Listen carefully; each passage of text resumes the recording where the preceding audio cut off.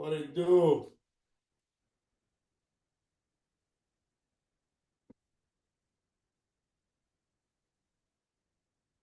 Oh, There am I. what's Afternoon. going on? What's happening, man?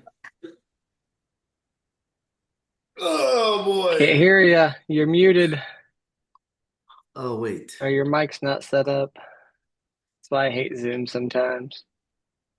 I think I. Tony, I Hmm, can hear you okay.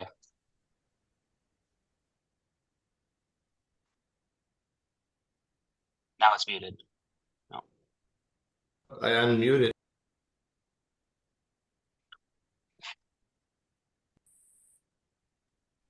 Josh, can you hear Sometimes me? just changing whatever your microphone is to something else, if you have another option, and I'm then using changing my it left. back works. Let's see.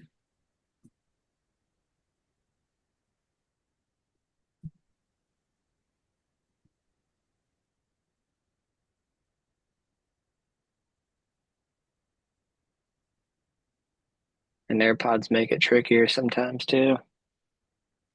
Yeah, yesterday. Still can't hear me now. With my AirPods, sometimes I have to take them out again and then put them back in. It like resets it, but it just depends on the situation. Josh, can you hear me? No, can't hear me at all.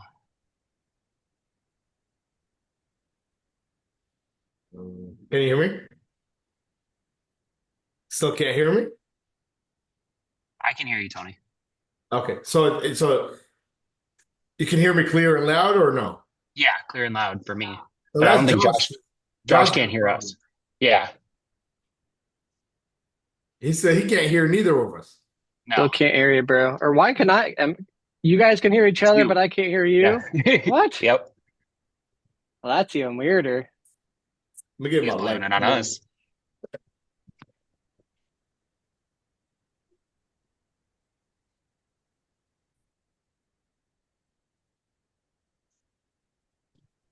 I see.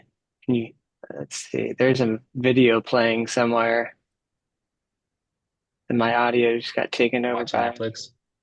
Yeah, I don't know. That was weird. It's like whenever like I reconnected the AirPods, I heard a video playing, but I don't have like anything up that I can see unless it's like on a website playing in the background somewhere. But that's even weirder that you could hear like my microphone was working, but I couldn't Yeah, hear the me and audio. Kyle can hear each other. I Yeah. just Yeah, we heard fine. Yeah, weird. But like Wild. whenever I had the AirPods on, I didn't hear that video. So like there was just like no sound. I had nothing going on. So something is connected somewhere. yeah. Oh well. AirPods, like I said. How's everybody going? Good, good. Bad. Just can't get time for the week to be over. Too much Oh shit yeah. going on this fucking week. It's been a week. Yeah, it's a hell of a week. End of the month, beginning of the month, all at the same time. Yeah, yeah. Fucked up news with the ports and all that. Uh, Everybody's stressing. Gotta go buy that toilet paper, dude. Yeah. Man, we went. My Gotta go buy wife. all the stuff that we have here in America. Yeah, my wife went to Sam's Club. She was like, "It's that's crazy ass Tuesday." It's Yeah, everybody's ridiculous. buying shit. I couldn't I imagine don't know why working the for hell we Costco or any keep. of them. I don't know why the hell we keep letting Americans live in fear all the fucking times, man. It's bad. Isn't that our motto? I would be. It's really crazy, like for the average U.S. citizen, like to live in this much fear every month, every week. It's like instability. That's what the That's media why does, everybody's got though. anxieties. Yeah, yeah. Yeah. I don't watch none of that shit. Same. I get my news from Facebook, reliable news sources. That's crazy. You said No, reliable. I know you didn't mean me. yeah, that's why I say, all that fake news on Facebook. That's the only news I trust. Only time I watch my phone, like I get on my phone, is literally like 10:30 p.m. and 2 o'clock in the morning. That's it. I don't believe you at all, Tony. You're on your phone literally every time I see you on a live. But I'm You're not I'm not on social media. I'm making money. What's the difference? He's Difference. not.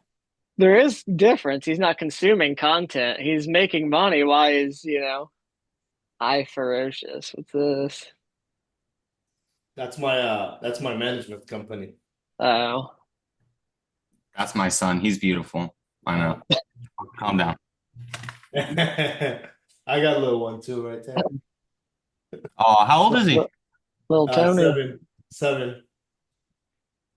I got 4 kids, Dustin. Oh, do you? I didn't know that. My oldest is 14. My oldest girl is 14. Nice, nice. Yeah. I can't imagine two, not to mention four. I'm an old head, man. There's nothing wrong with being old. Josh is an old head too. He's older than me. He's like 38, maybe. Yeah, I am. You are 38. Yeah, 30. dead on. Yeah, we're too many babies in this industry right now. Yeah, whole different generation. What are you How working old are on, you, Dustin? Dustin? You're like 27, 29? 31. Currently I'm 31? working on MacBook data recovery that is corrupted software, so it's a pain in the butt. I'm trying to decide if I want to try another clone because man, it's 8 terabyte MacBook and it's literally making me transfer file per file at this point. So I'm just like racking my head trying to figure out a better way to do this because any cloning software I've tried has just failed. What is your What? preferred data recovery software for Macs? It depends on what I'm doing. So normally the best way to do it is, and if you can, is get the Mac working enough where you can log into it and do a time machine backup because that essentially does everything, your applications, your settings, all your data, everything. If you can't do that, What about for external drives that are meant for time machines, but they're not booting anymore, or they're not? How so should I say? Initializing.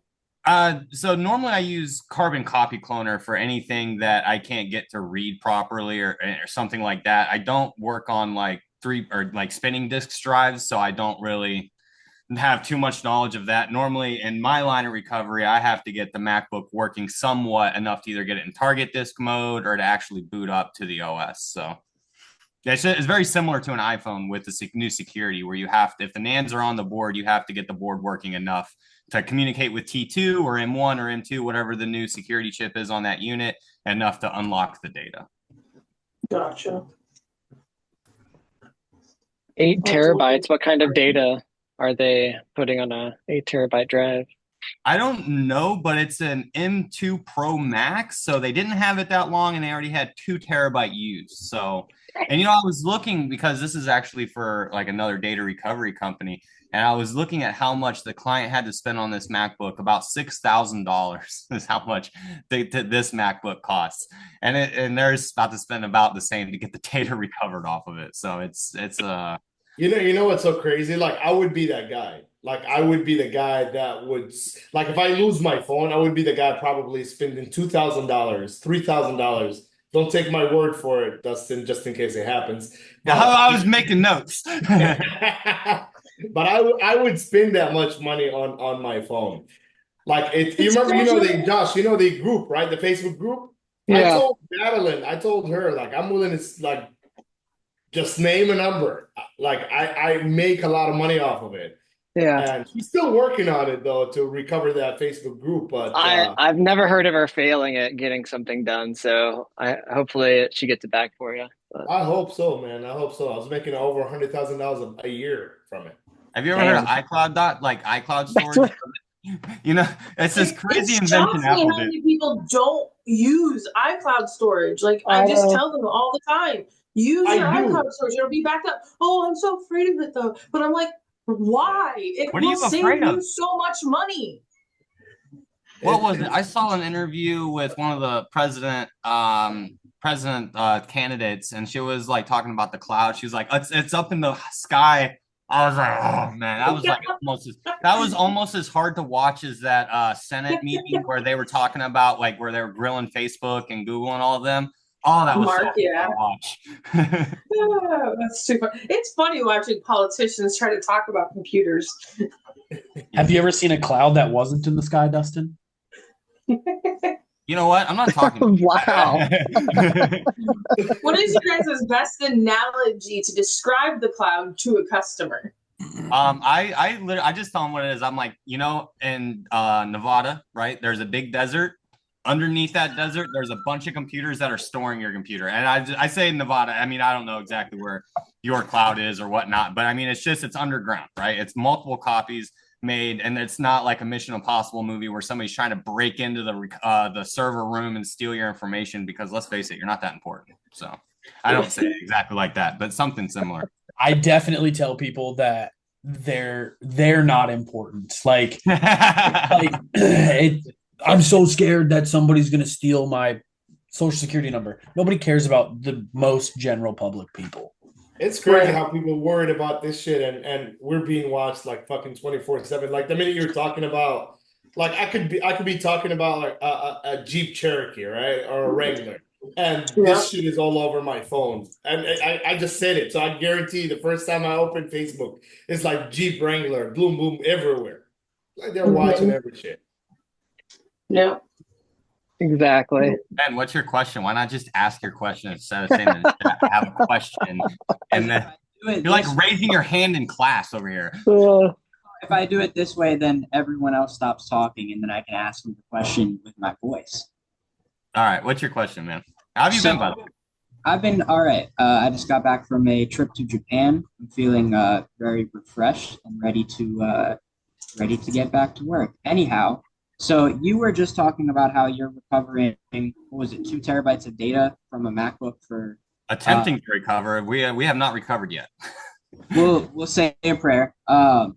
So how much are you charging for that job? Because you said something like they're gonna pay what they paid for the computer. So what exactly? I am charging the data recovery company $1,000. Now, the data recovery company, though, I can't say who, I'm under contracts and whatnot, but they are very expensive. They're known to be very expensive. So, well, drive savers, huh? I'm not saying it's not drive savers, but so what essentially, and the way they charge is by the size of the computer. It doesn't matter if it's if it's an 8 terabyte computer and you only have 50 gig, they're still going to charge you for the 8 terabyte recovery. So it's something where that's just the way it is in that kind of world, I guess. I'm not sure, but okay. Yeah. So and maybe when I saw that it was 8 terabyte, I stopped what I was doing and I called them and I'm like, hey, this is an 8 terabyte, and they were like, okay, stop what you're doing. Let's go ahead and re-quote the customer effectively or the right way. So my question might not be a good question anymore then, but it was going to be how do you justify to the customer? How do you get them to authorize paying so much on a job like that? You don't, and that's even something that when I was working at a shop trying to sell it to an end user, you don't sell that. It's if they care about their data, they care about their data, right? And that's what it is. If you want your data, and normally how the conversation starts is a customer will come into your store and they'll say, I don't even care about the computer. The data is the most important thing. And you're like, okay, data recovery starts at 500, and they're going to be like, 500 for my kids' pictures? Out of here. Now, but then you have the other customers that are like 500 done, 1,000 done. I don't care. It's for my business. I have $20,000 of Bitcoin on that drive or whatever it is. If they don't care, if their data is important, they'll pay the money. But how do you know? I'm not saying that you charge too much, but how do you know that you're not charging too much? How do you put your price on it and say, okay? Well, I would look at it as I compare myself to Drive Savers, right? Like, and so I would say, look, Drive Savers is going to charge you $3,000 for the same recovery. I'm going to do it for half of that essentially, or even more than half. So that's how I would justify it. And then I also justify it by saying I get things in once a month from Drive Savers that they say that the customer declined recovery. That's their new thing now, right? But it used to be where it was just like the customer was like, they couldn't do it. And then they'd send it to me and I would be able to do it. So that's also how I justify my pricing. Okay. That's going to be my new marketing slogan, by the way. I'm just going to be like, oh, well, you know what? Just skip Drive Savers. I sent it to the guy Drive Savers sends it to. Don't say that and then say my name. You're going to get me sued. I'll keep your name out of it. Just as like, look, I already know the guy that the Drive Savers sends it to, so we're just going to skip the middleman and we'll just help him. all joking aside, it's not drive savers. I know. Yeah, it's something where yeah, people will pay for their data if it's important to them, and it's not something that you sell. It's something that they really want. So Yeah, I usually just tell people, it just depends on how much your data is worth to you. If your data is not worth that much, then it's not worth going through the data recovery process. Customers will understand. But yeah, I've had people tell me like, I've had a doctor that being sued, needed data off all his drives, and he's like, I'll pay whatever you can. Unfortunately, 2 of his drives were bitlocked, so he was really screwed. Found out with data recovery, typically the harder you try to sell it, the worse that interaction becomes. So yeah, you just present your pricing and allow the customer to respond, and then you can kind of help them with any roadblocks that they have. But allow them time to decide. Like tell them like you don't have to decide on this right now. Just think about it. I know it's a lot of money. In comparison, yeah, Drive Saver usually starts around $12.50, and we're starting at like 500. So it is a very competitive price. But take some time to think about this and come back whenever you're ready. If you want to think about it for a couple of days, then come on back, and that way you're not pushing that hard sell. A lot of the people that we've been like, and this is back in the day when we tried to get the sale on those, they end up being headaches. They're like, oh, if a file is missing, or it just turns into this whole thing where it's, even though you're charging hundreds of dollars, it still doesn't seem like it's worth it. And honestly, I take that same kind of path with repairs also. Like Yep. I'm not sitting here trying to sell a repair. I mean, if you want it, you want it. Like I just had somebody in my DMs earlier asking me for a quote on a MacBook, not data recovery, just normal repair. I quoted $250. They came back and said, oh, I know somebody in New York that'll do it for $175. And I'm like, that's understandable. I understand. So if that's what you want to do, go for it. I think it's like what Dustin said. It's if you want it or don't want it. Like literally, I would be that guy to say $2,000, $3,000, just get it done. You know what I mean? It's how much you have important information on your phone. It's just if there's a guy that's like iffy about it, if I do data recovery, I won't even push my luck. I would just say go somewhere else. Let them fuck up your phone. We're not going to work on it after they do. You know what I mean? It's either we work with a high percent of success rate, or either we're not going to touch it after that. So it's always that guy's decision. And I used to do that same thing, Tony. I used to be like, hey, they're going to fuck up your phone. But now I don't even do that. I'm just like, but if you I do say like, if it's been worked on before, like if you bring it back to me and somebody else has touched it, it's extra money. Like it's not going to be the same price that I already quoted you earlier. It's going to be extra, but I try to like, I don't know if it's me gotten into more B2B instead of like dealing with end users, but I really try not to bash any repair shop, anybody at all. It's just like, let them do their own thing. And, if I hear bad things about them, I just try to keep it to myself, and then, and just, that's how drama starts or gets started. That's called maturity, Dustin. You get to the point in business where you don't really care. You just look at what you're getting, through the door. It used to be like that. I think 10 years ago, when everybody was like young and fresh in the industry, and everybody was like talking shit, and he's doing it for 50. I mean, we still got that in Tampa. You know how it is. Yeah. But it's hard to do that. It's harder to do that now too with Apple, because Apple kind of does it for you, right? Like if you don't no longer have to say, hey, the shop down the street's going to put a cheap LCD on your phone, right? Apple's going to tell them as soon as they install that cheap LCD. Apple's going to. So I really love the changes that Apple's doing now. I mean, as versus when they were just lying to customers saying, hey, your screen's not genuine, or it's an unknown screen, or whatever. Even if it was genuine, now we're actually getting somewhere. So I'm very happy about those changes.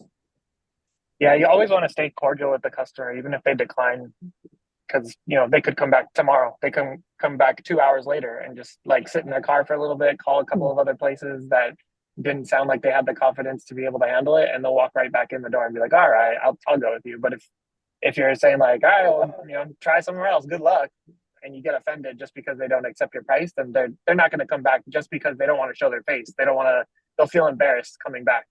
So yeah, we do the same thing. We let them know, like, feel free to explore around, like check out other places, check pricing. Just keep in mind, the more places you take it and the more places that handle it, there's less of a chance that the data will be recovered successfully. And also there might be more work involved in trying to get the data if it's been to other places. Yeah. And then yeah, we have customers who like at a 149 basic data recovery where we just have to install a scheme. They're like, what? That's crazy expensive. And we have other customers who just data recovery and quoted $1,000, and they're like, okay, sounds good, and accepted it I right think away. So you can't present the prices shopping with your own wallet, first of all, and that's something I learned at Best Buy like a long time ago. Like when you're quoting people for $500 services on top of their $3,000 TV, you kind of just have to present the price and show them the value of it and let them make the decision. I think that goes with like any repair too. I mean, think about Jason, can like we be people walk friends? out of Samsung repairs because they're too high, or like, oh, somebody quoted me, you got a shop down the street that may, do Samsung aftermarket screens, so they're going to be significantly cheaper than a service pack price. Like, oh, well, I got a quote down here that's like $100 cheaper. I'm going to go there. It's like, like what you're saying, Jason, is like you have the opportunity to, educate them on why it's cheaper and explain why you're more Yep. expensive, and, give them that option of like, hey, this is why it's cheaper. You may have more issues. And if you do and you bring it back, then it's going to cost you more than the screen. That aftermarket screen can cause more damage to the device in general. Yep. 100%. I think Benjamin asked a question is how do you estimate the price? I think with micro soldering, I mean, I'm not a micro solder, but if I was one, there could never be a fair price. So I would probably overcharge because if in a situation like this, it could take you 1 hour, it could take you 5 hours. So just go from the top. Don't start at the bottom. For a Yeah. repair like that, I think it's priceless. Like you don't put a price on it. So I would exceed all Yeah. just go with the highest price that Yeah, I I mean, if you're could. not doing data recovery in-house, then you have your vendors that you work with. They should have an upfront price list of what they charge for data recovery so that it's easy for you to quote it to your customer. If you're having to go back and forth to your board specialist trying to figure out pricing for everything, it causes more friction in the interaction with the customer. So if you have that price list and you just know, I want to make $100, I want to make $200, I want to make $300 on top of every data recovery, then that's it. You have standardized pricing. You can give the customer pricing straight up right when they check it in. And we actually charge upfront for data recovery also because we know that once our vendor, for anything that we can't do in house, we know that our vendor is going to ask for payment before they ship it back. So if we have the funds already, we're not trying to collect the funds from the customer and waiting for that and causing friction with our vendor. We have the funds already. Vendor says, hey, it's done. Here you go. Here's the payment. Board gets shipped back or device gets shipped back, and we're ready to go with the customer. If for any reason it doesn't go through, then we just tell the customer that we give them a full refund minus a $99 bench fee for us to send it out and go through the logistics of working with the vendor. And then to answer that question, the same question on the micro soldering side, as a data recovery specialist, how do you price these things? Very similar to what Tony said, is it depends on how much time it's going to take me, right? How much time I'm looking at. So I always, just like Jason said, I always quote before you send the device. Like a normal data recovery starts at 350. Like it's not going to be any less than 350. Quote your client 350, and if anything higher, if anything else, I will contact you and be like, hey, this is what it is. And then at that point, you're not going to get a requote. That's the last requote. That's what it is. And normally it's significantly higher, like anywhere from 500 to 1,000, depending on what is needed. Are we going live anywhere, Josh, or are we just doing this here? Just in here, I haven't connected it because a lot of the times I've seen with like the Zoom and connecting to Facebook, like I have to do it to like a specific page or like profile. So then it's Josh just like a just bunch doesn't of know how to do sharing. it. Too old. Need to hire somebody to do it for me. I mean, you're on a line with a bunch of technicians. I'm sure we could remote into your computer and help you. I don't trust any of you guys on any desk. Sorry. Hey, what more thing on pricing for data recovery? We always price, no matter what, we price it as if we had to send it out to a vendor for third-party repair. That way, the customer already accepts the top line price. If we're able to do it in-house, we get to keep all the profits. If for any reason we have to send it out, we don't have to call the customer back and be like, hey, we need more money because we're sending it out. Because that causes a lot of friction too. Anytime you have to call the customer back and be like, yeah, remember the price I quoted you before? It's actually going to be twice as much, or $200 more. So if you just start with that top line, then you're good to go. If for any reason you were able to resolve it in-house and you feel so inclined to give them a discount, you have that wiggle room. But otherwise, you've already priced it at the top, and you're good to go with any scenario that might come up. So we had a problem 2 weeks ago. We did a S10E data recovery, and the guy was convinced that he had something. I don't know what it was. He was convinced that it was on that S10E. We did the data recovery, got every single thing that we could off of it, gave it back to him, and he's like, "Nope, not there. Not the thing that I needed. You couldn't get it." And he's like, "I'm suing you," because we charged him like $500 for it. And he came the next day with his lawyer to our store and was like, "You guys you're being served right now. We're suing you." So you got to go to court? Yeah. How'd you take the backup?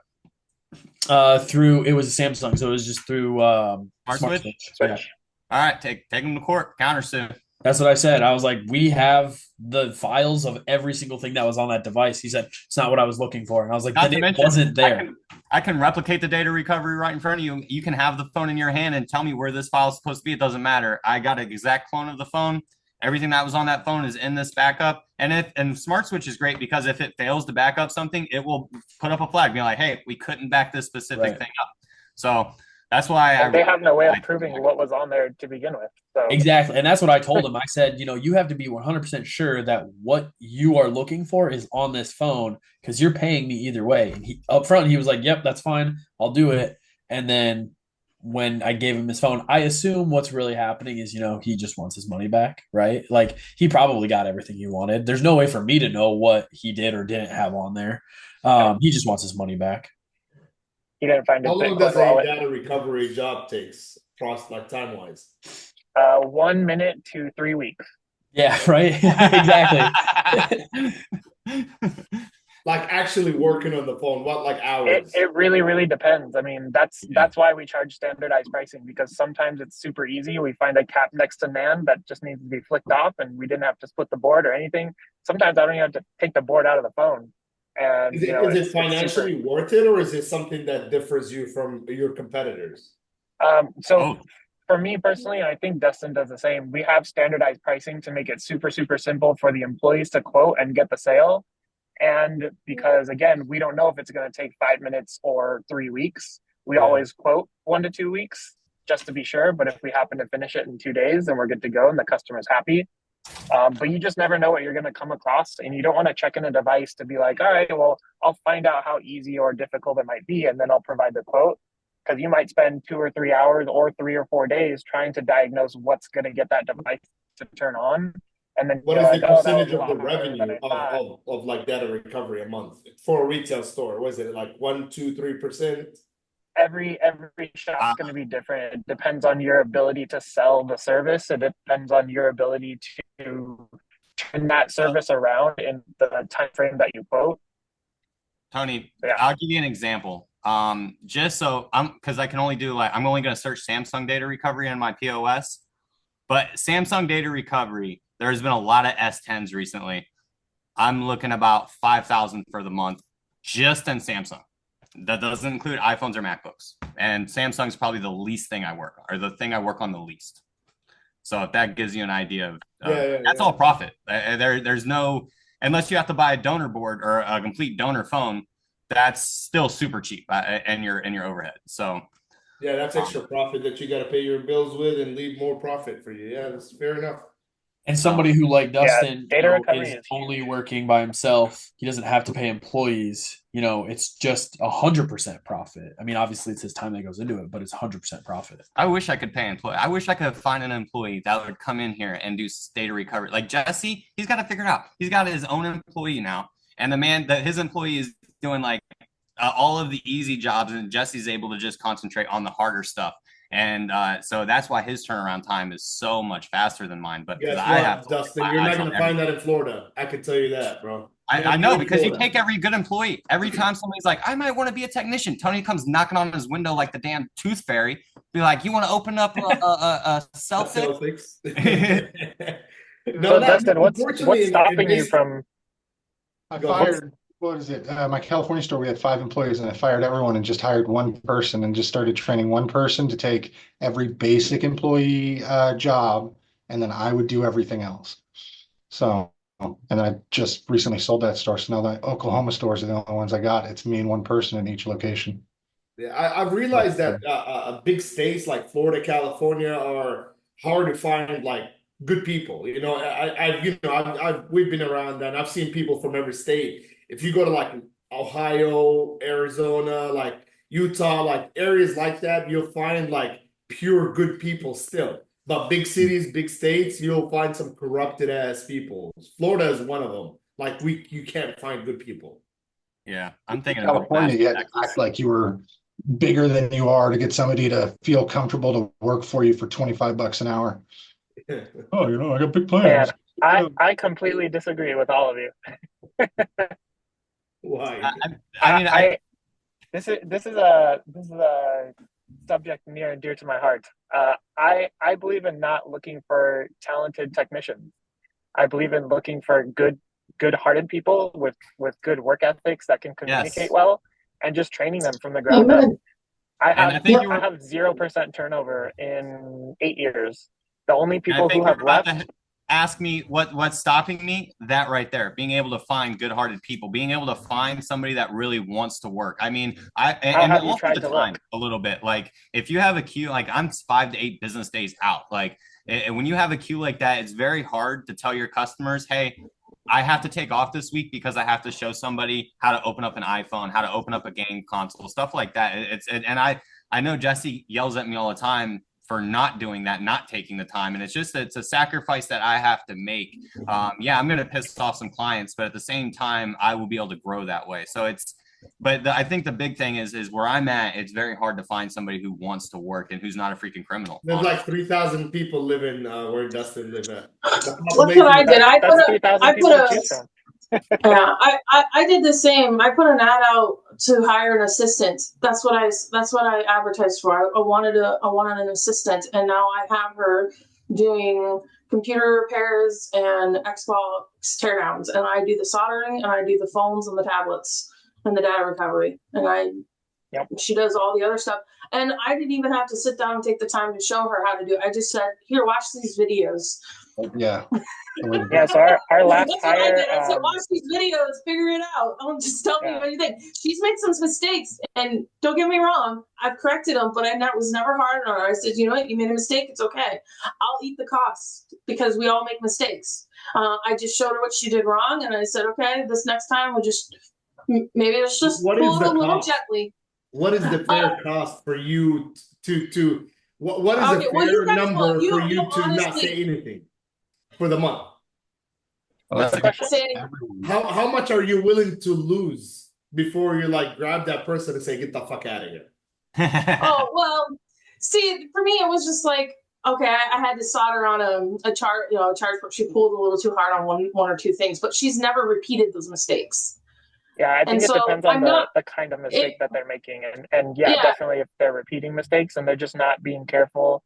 But it also yeah, comes down to your training. Like, can you look inside and say that you've 100% done everything that you can to set this person up for success? yeah. Because what I see from a lot of different shop owners is like, show me why you deserve to work for me.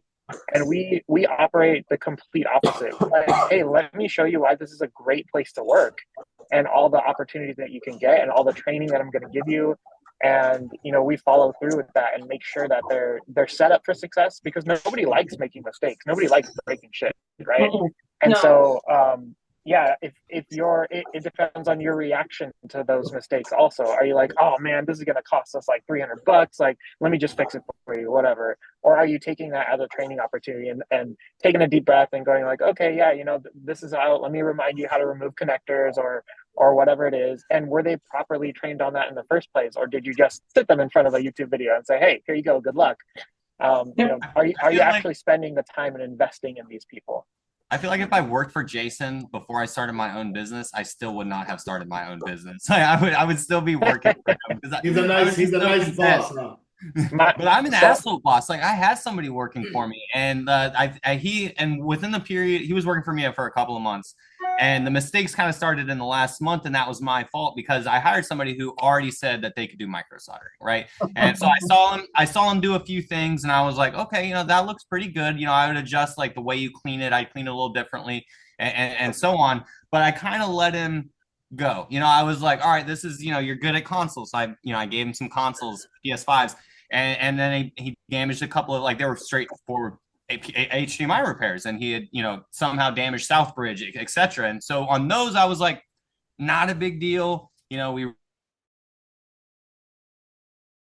broke, or it was an iPhone 11 he was doing a NAND on, and he had put the board in a board holder, but he put it in long ways instead of like sideways or whatever. And he actually, as he heated up the board to take off the NAND, the board came out of the holder like a U, and it was so bad. And at that point I lost my head a little bit. I was like, how do you heat it up so much where you bend it? Like, I was mad. He could see I was mad, and I was like, now, thankfully, data wasn't important. Obviously, we're doing a NAND replacement, so we are able to replace the device.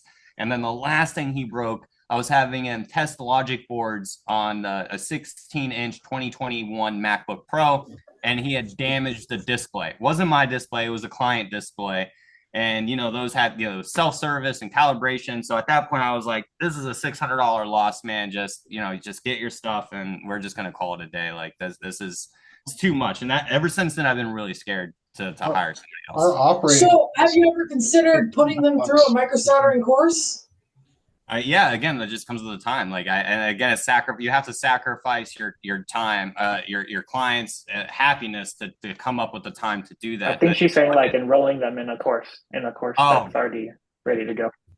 I got you. Yeah, well, would you use no, Jessa for one of your I love Jessa. And I Jessa taught me, pretty much gives you the tools that you need to do this job effectively, but you don't leave Jessa's course knowing exactly what to do, right? Like, I left Jessa's course and I literally stared through a microscope for a year. I didn't offer B2B. I didn't offer repairs to clients. And when I did, I told them, hey, there's risk because I'm new, right? Like, and et cetera. And I even bought a whole scope for home. This was when I was still working at Geekmatics. I even bought the whole setup for my home so I could come in and work all night doing this to learn how to do it, so I could become to the level where I'm at now.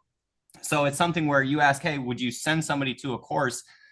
I kind of teeter on that, where it's like, well, if I could spend a couple of days to teach you how to do the basic micro soldering, but are they going to have the dedication to kind of do what I did and to become really good at it? And then if they do, what's to stop them from leaving? Because I'm damn sure not as nice of a boss as Jason is. That's for sure. I'm a dick, so I know I can't make. Well, I would say the things that you'd stop them from leaving is milestones. Like, okay, you complete this course. We're going to start you out at this pay, a low pay, but I'm going to invest in your education, and I'm going to send you to these courses, and then we're going to start you off with small repairs. And once you've done that, I wouldn't trust somebody with like a NAND repair that has already made mistakes. Like, you keep building them up, and then once they're successful in the repairs and they're good at the repairs that they're doing, then you would help them oversee more complex repairs to make sure that they're doing things the correct way. It's definitely a process. It's not something that you're going to have overnight unless you're willing to pay for an expert a micro solderer to come in right away. I got a question. Yeah, like the biggest thing with that is, like, look at Dustin was working at Geekmatics, and then he was like, I know how to do this shit. Why do I need you guys now? Well, to be not fair, those words. To be fair, hold on. Let me describe what happened with Geekmatics. Okay, so Geekmatics sent me up to New York to learn from Jessa. So I came back, and they also paid me pretty much for a year of no longer doing screen replacements, no longer doing battery replacements. They paid me for a year. They didn't complain at all. Well, they complained a lot, but they let me do it. Right. So then it got to the point where I started offering B2B for Geekmatics. I became popular in CPRST for Geekmatics. I was putting out diode measurements, and all of my diode measurements had Geekmatics logo on it. we were bringing in client after client to Geekmatics to the point where I was drowning because I had to start doing screen replacements and battery replacements. So not only was I doing the micro soldering B2B, I was doing the micro soldering for all the people coming in. I was answering every phone call that would come in. I was going up to the front every single time somebody walked in. It got to the point where I could no longer do my job effectively because I had so many hats on my head. And I begged them for a year and a half to get me some help. Or give me a raise. We can't afford it. We can't find anybody that wants to work. Except for the things that I heard. Yeah, they're still in business. Yeah, they moved about a mile down the road, but they're still going strong. They're still the same owners, the mom and pop. Yeah. And then they told me that at one point that they were going to sell me the company, and they never did. So it got to the point about after 2 years or so of that, it just got to the point where I told them, like, hey, I'm going to start my own business. I'm not going to take a single client that I've already gotten you guys. All of those clients will remain with Geekmatics, but any new client that contacts me is going to be my client from there on out, and I'm going to work on them from at home. And that's kind of how I started and left Geekmatics. That's fair. Completely fair. 100%. And that's what everybody does. Unfortunately, like, I've had employees in the past. I mean, I've been doing this for 14 years now. So, like, we've had employees that, 9 years ago, they worked for us for 3 years, and they're like, I know everything. I'm going to go start my own business. But 99% of the technicians are not business owners and can't be business owners, but they think they can be. They got no delegation skills. Does anyone see this business being something someone can retire from? Does any of you think any employee will ever retire from your small business? No, not at all. No, it's meant to be a turnover. What Carl said was very important because a lot of these technicians do think that they're cell phone like operators or managers. Yeah. But they deal with the business like the way I say it is they deal with the business as a computer keyboard, delete, enter. Like they straight like blunt, you know what I mean? Exactly. And that's how they talk to the customers. Like, and I actually took done. I took a page out of Jess's book and I hired a stay-at-home mom that wanted to go back to work. My wife is begging me to be. How's that working? How's it working? It's actually working great, and you guys will hate me, but I'm only paying her $12.50.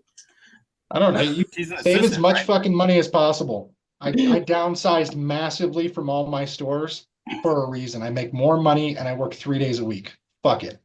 But I agree with what Carl said because I'm the same way. Like, I feel like I'm not a good business owner. I feel that if I didn't have my wife taking care of the business side, then I would have already failed. Like, I want to be able to go to my office. Well, I'm failing in that. I'm definitely failing at that part.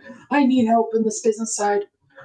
Yeah, it's awful. I mean, I don't know what I'm doing. I just like Carl said, I'm a great technician. I'm a good people person. But if I have to run the business or pay my taxes on time or know what documents to fill out or I suck at that. If I didn't have Kayla, we're back working with Jason's shop. I'd move to California. This business is so crazy because honestly, that's what's going to be my downfall is the business side because I don't have anybody to help me with that.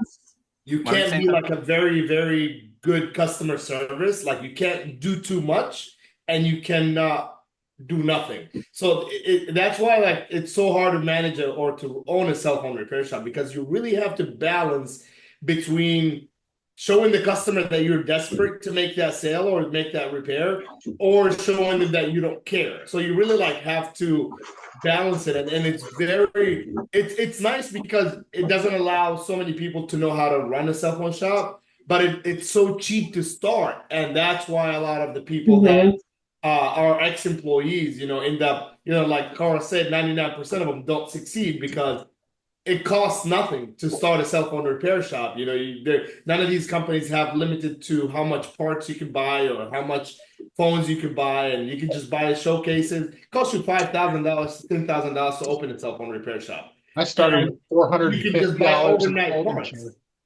Huh? I had $450 in a folding chair. I bought a heat gun and some back glass and that's more than I started with. Lenses from I started with zero and I created some tech support clients and took my first $500 and bought some tools and then, yeah. It was easy back in the 4 days. I was the homeless guy in front of the business that I was getting for free for 6 months. The guy just gave me the building. He's like, it's been abandoned 10 years. with a cardboard. I held myself. Cell phone repair. Get a customer and I run back. Man, I wore the costume. I wore the iPhone costume, the green iPhone costume. I had the and I Android with the stood on blue the side of the pants. road. Well, I will say I did start with would be computer fired up, repair yeah. before I did cell phone repair. I knew nothing about computers. I hired my brother at a time, and then it just became hiring somebody else and Google and YouTube, and now I know Windows installs. That's about it, and logic boards. Yeah, I started with computer repair too. PC repair mainly, and I really never even worked on MacBooks at all until I started micro soldering, right? And then I started micro soldering, and it was kind of a challenge because I went to Jess's course, and I was talking to my coworker David at the time, and he goes, because Jess's course is for iPhones, right? And when I was telling him, I'm like, when I get back, I'm going to be able to work on iPhones. I'm going to be able to work on MacBooks. I'm going to be able to work on all of this stuff. And David goes, no, you're not. You're going to a course with iPhones. You're not going to be able to fix MacBooks. And so I took that as like a challenge, right? I was like, I'll show you, fix MacBooks. Watch this. What's the last name? Exactly. That's just the way it is. It's a lot of common sense and taking one to another, and that mindset. Sitting there for 6 months, like you were saying, just poking. That Danielle for the 13 Pro Max? Oh, I'm sorry. I don't know why you're getting back. We're giving Ben sales training. So I will say, like, how you guys all said, like, oh, you're failing at the business side of things. The first thing that I did was I hired a CPA within a week of starting my business. And I was like, you are going to do everything for me until you can show me how to do all of this. And it's now been 9 years since we launched with her, and she still does everything for me. Yeah, my mom's a CPA and my wife. That's I got lucked out. I didn't have to pay for it. Yeah, without them, again, I'm a great technician. Well, I used to be. I'm not anymore. But without them, my business probably would not have lasted.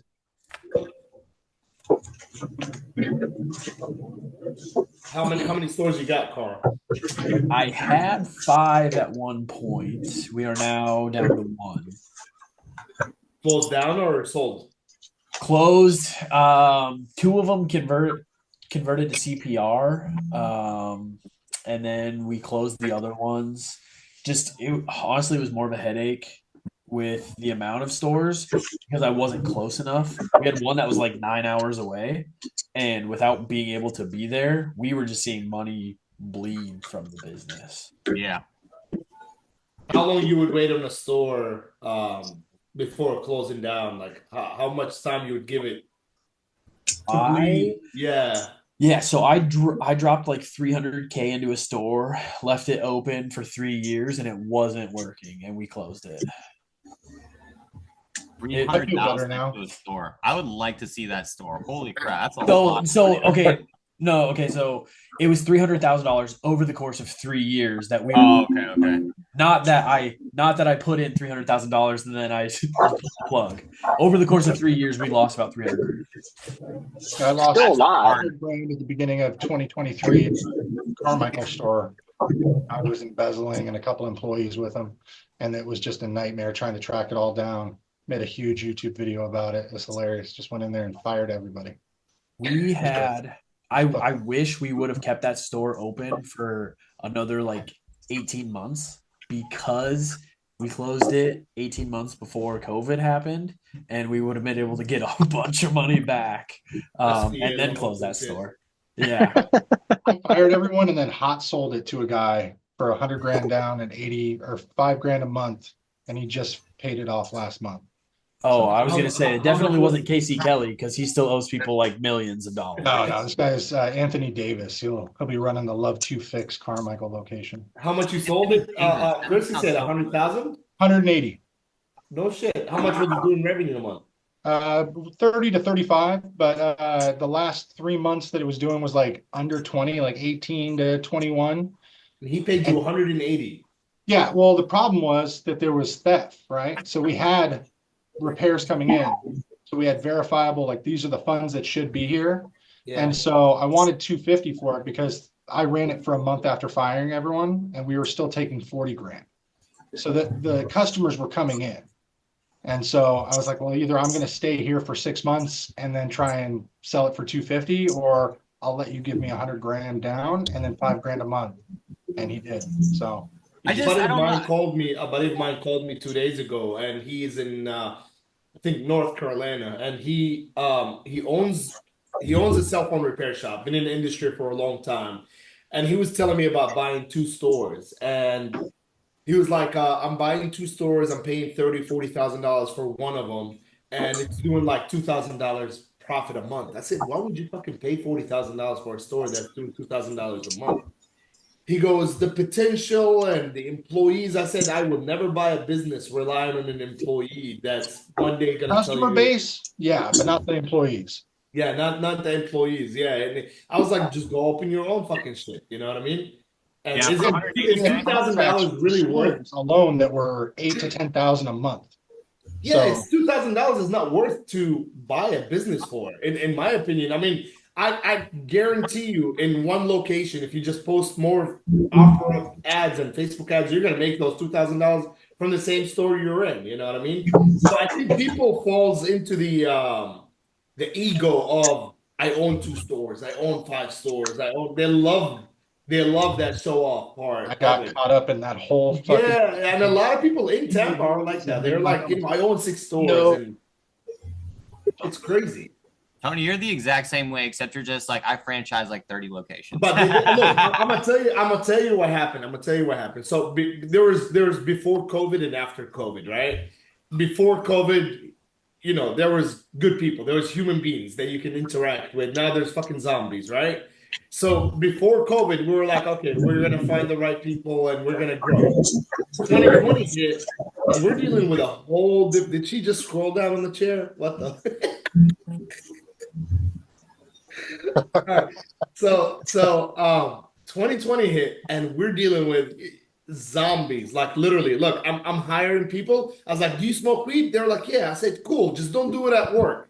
I was like, "Okay, you know what? Do it at lunch break." And they were like, "Do you do pills?" They were like, "Yeah." I said, "Okay, you're hired. Just don't do it at work." Like that's the people that we started hiring. And as long as you don't steal, as We long have a as you very show up at different 9 interview a.m. process.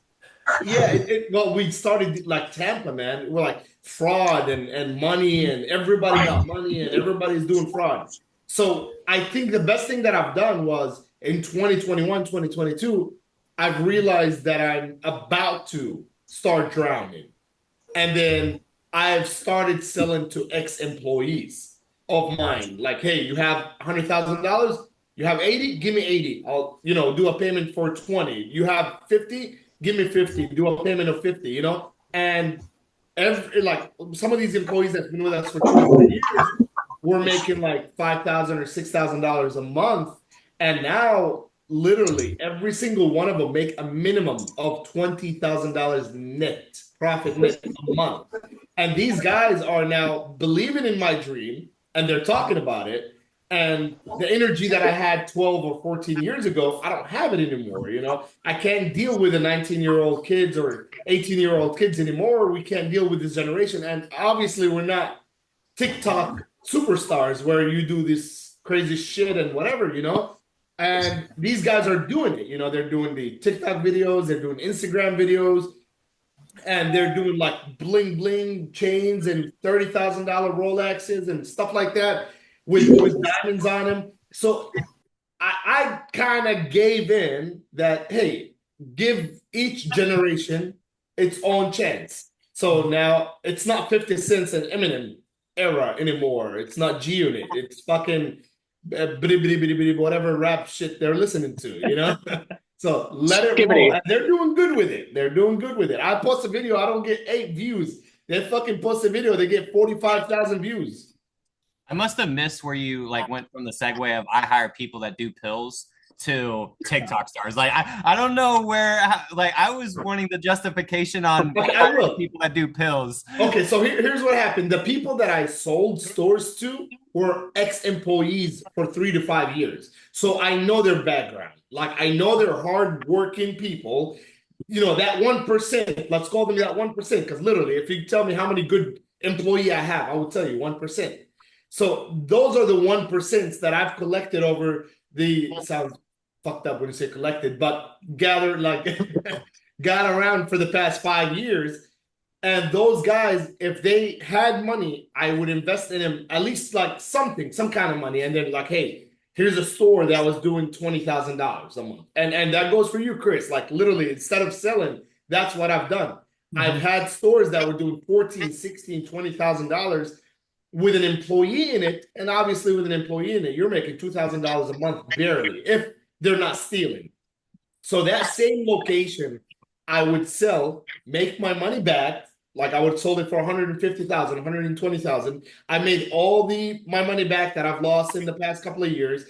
The first month I would sell that store to a franchisee, it goes from 20 to 87,000 in 1 month. See, that's the moment we fired all the employees that were there for 3-4 years, employees that were getting $3,000 to $5,000 bonuses every Christmas.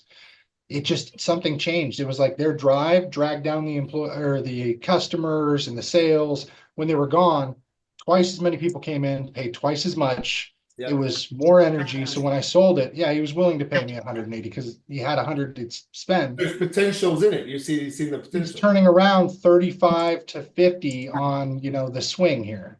So, and that's no advertising with Google or Yelp. He's just doing OfferUp, Craigslist. I don't know why he's doing Craigslist, but Facebook. It still works. I just found out a week ago that I've reduced all my overhead. I do no advertising in the 2 stores I have now, and I love it. It's all word of mouth because this is all local where I'm at in small town Oklahoma. Dude, I love it. I love it. Fuck working 7 days a week at 13 hours a day. That was dumb. I think the best part about it is come whenever you want and leave whenever you want.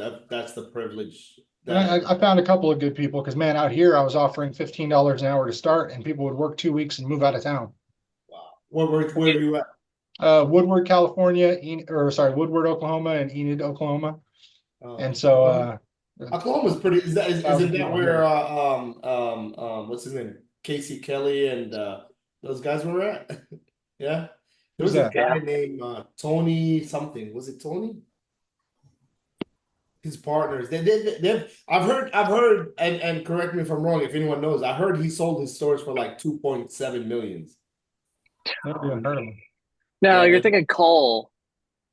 Cole, yeah, what happened? The Grave guy, Cole. right? Grave? Yeah, Gadget Grave. That was Cole. Yeah. And it was a couple million, I'm pretty sure. He got Where's he at now? He's just like, he does a lot of real estate, like commercial real estate. Still paying off that 1.2 million. Yeah. Casey, VR, Casey fucked him. The VR thing, right? Inside of his store.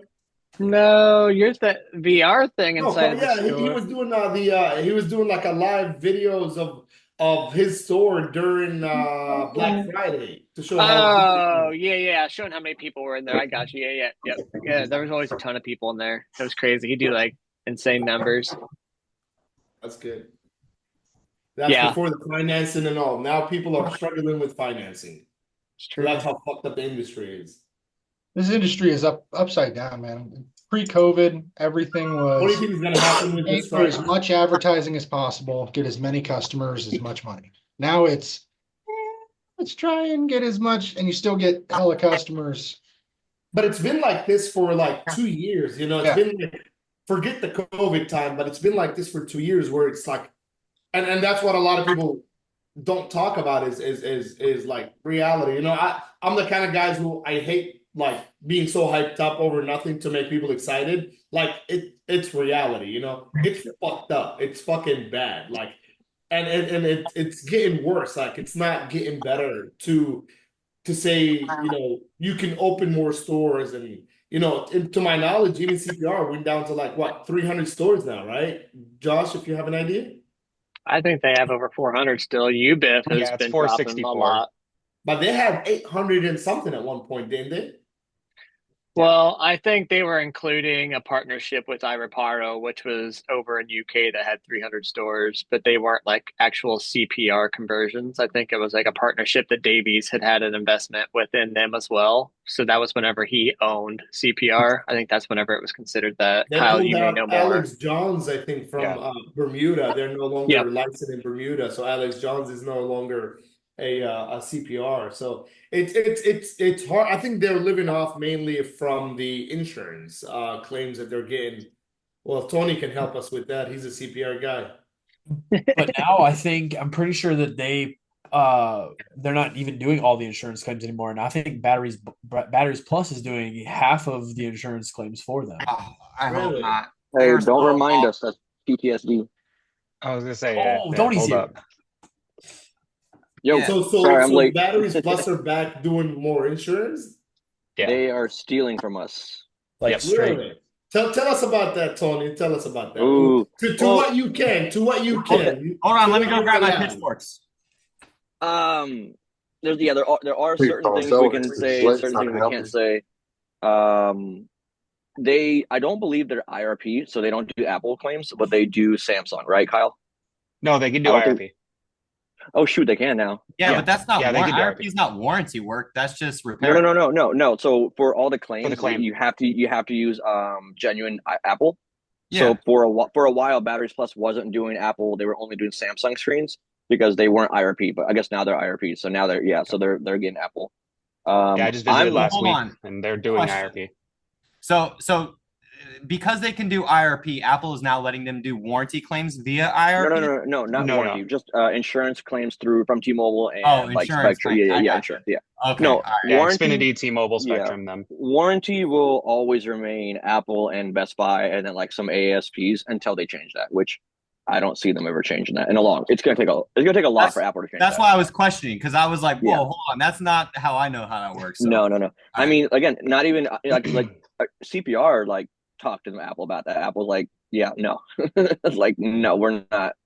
Well, we used to be an AASP over at Geekmatics, and oh my goodness, they could have had the ability to come in and audit you at any time and say, hey, Yep. they told Geekmatics you need to put a $10,000 door in, like a security door from the front of your shop to the back of your shop, so nobody can get in. And then they also at the time they said iPhones are not repairable. You cannot repair iPhones. If it's an iPhone issue, you got to exchange the device or whatever. And they were still doing iPhone repairs. So Apple actually came in one time and went in to audit them. And luckily, this was the time you could just take a hard drive out of the computer with all the invoices from iPhones on it.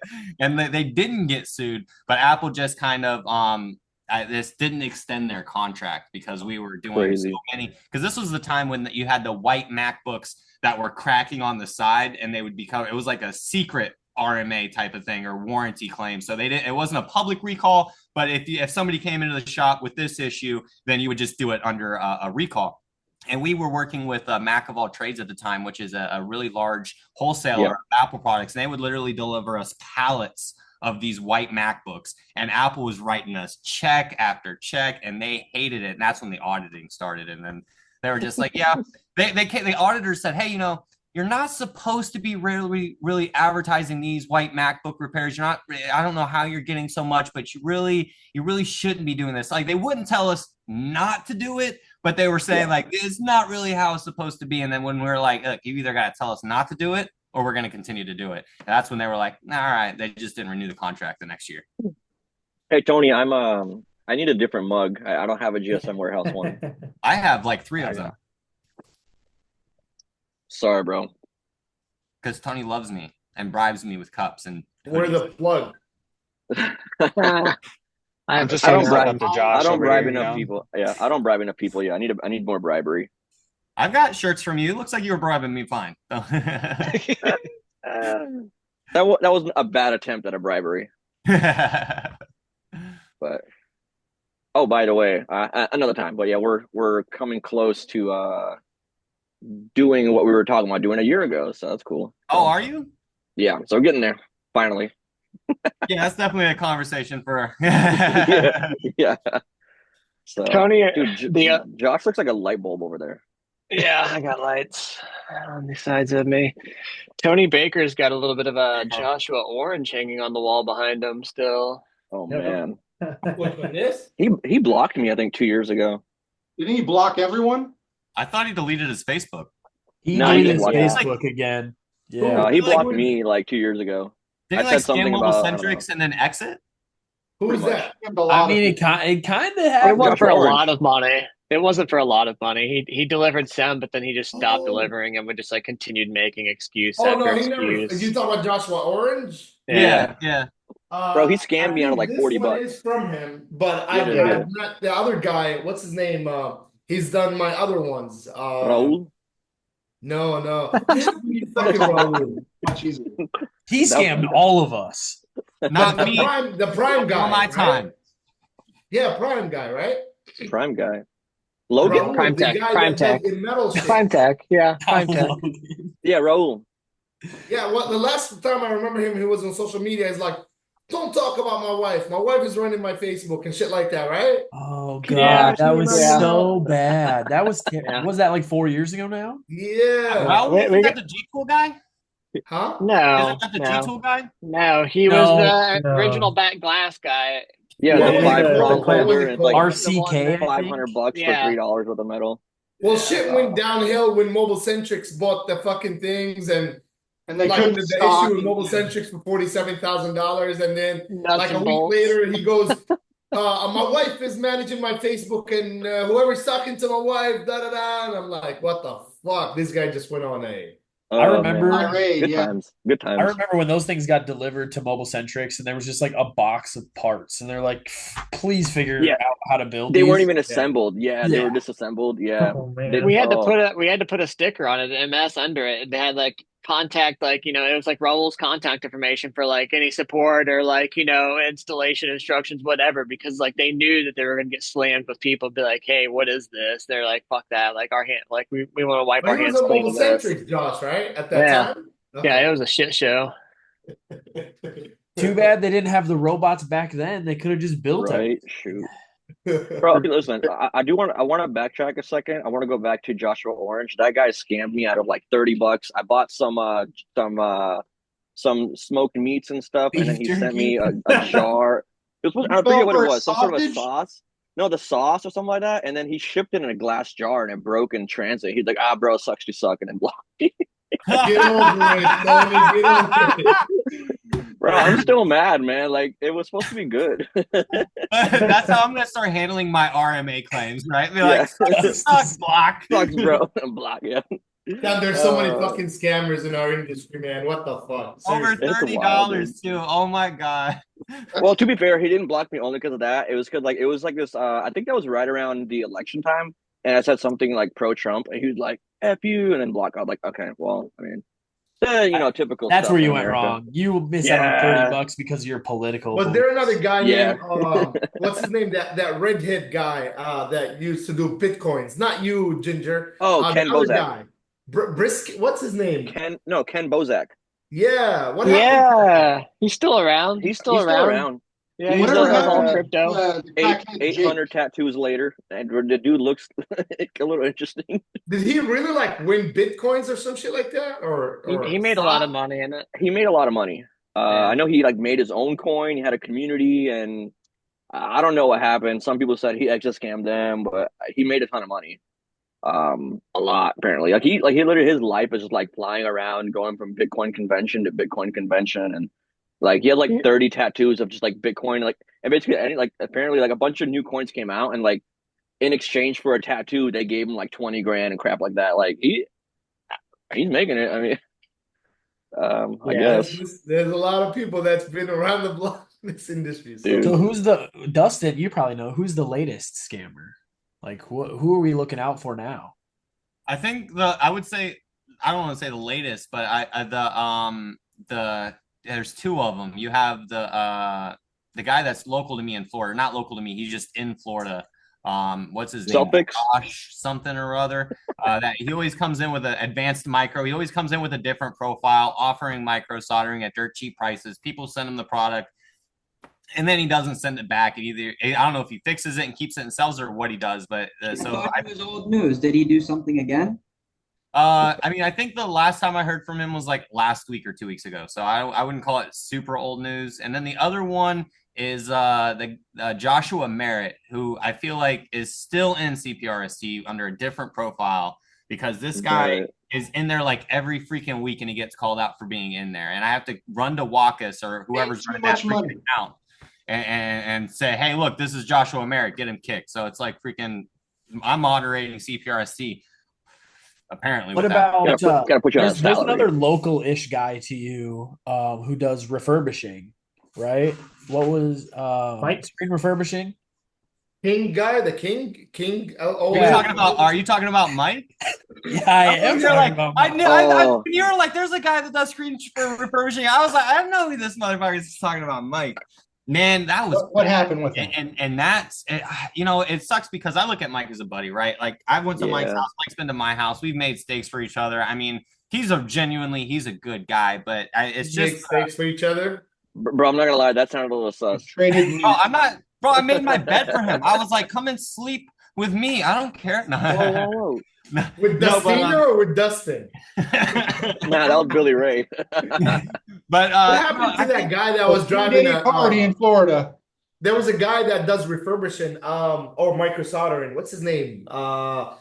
He's pretty much the first person that ever got a Tesla. Chinese guy. Oh, Sean, the guy that sold the lasers. Or Yeah, still yeah, what lasers. happened to him? Sean Yu? Yo. He's still there. He just got kicked out of the CPRST and then Yeah, he made because of another me. CPRST. Yeah, it's I all made Dustin's fault. I made a Facebook a CPRST news episode about it wasn't even about the two separate CPRST groups, right? It was just like it was important because I had to distinguish them. And then I think Mo or somebody in the mod group saw it. There's too many Saw it modes. probably. Well, I there's too think many it was probably modes. Saad actually.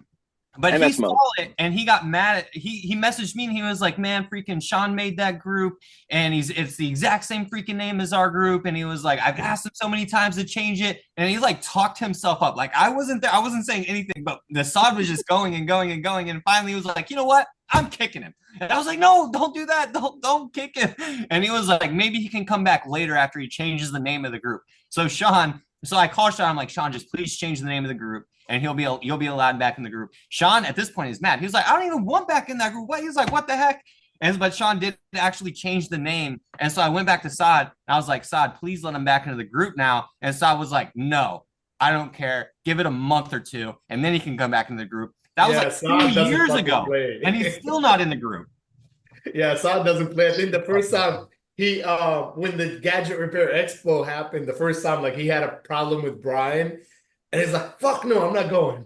Yeah, I know. I begged him at that time. I was like, Saad, please come. It'll be so much fun. And he was like, I finally convinced him to come. And he was like, fine, we'll come. And then the freaking Brian, he put him in the booth in the way back of the X in the corner. I was like, the disrespect, bro. Like, oh my God. Well, Brian got a problem. Like I've had a conversation with Brian. I'm like, sometimes you come off wrong.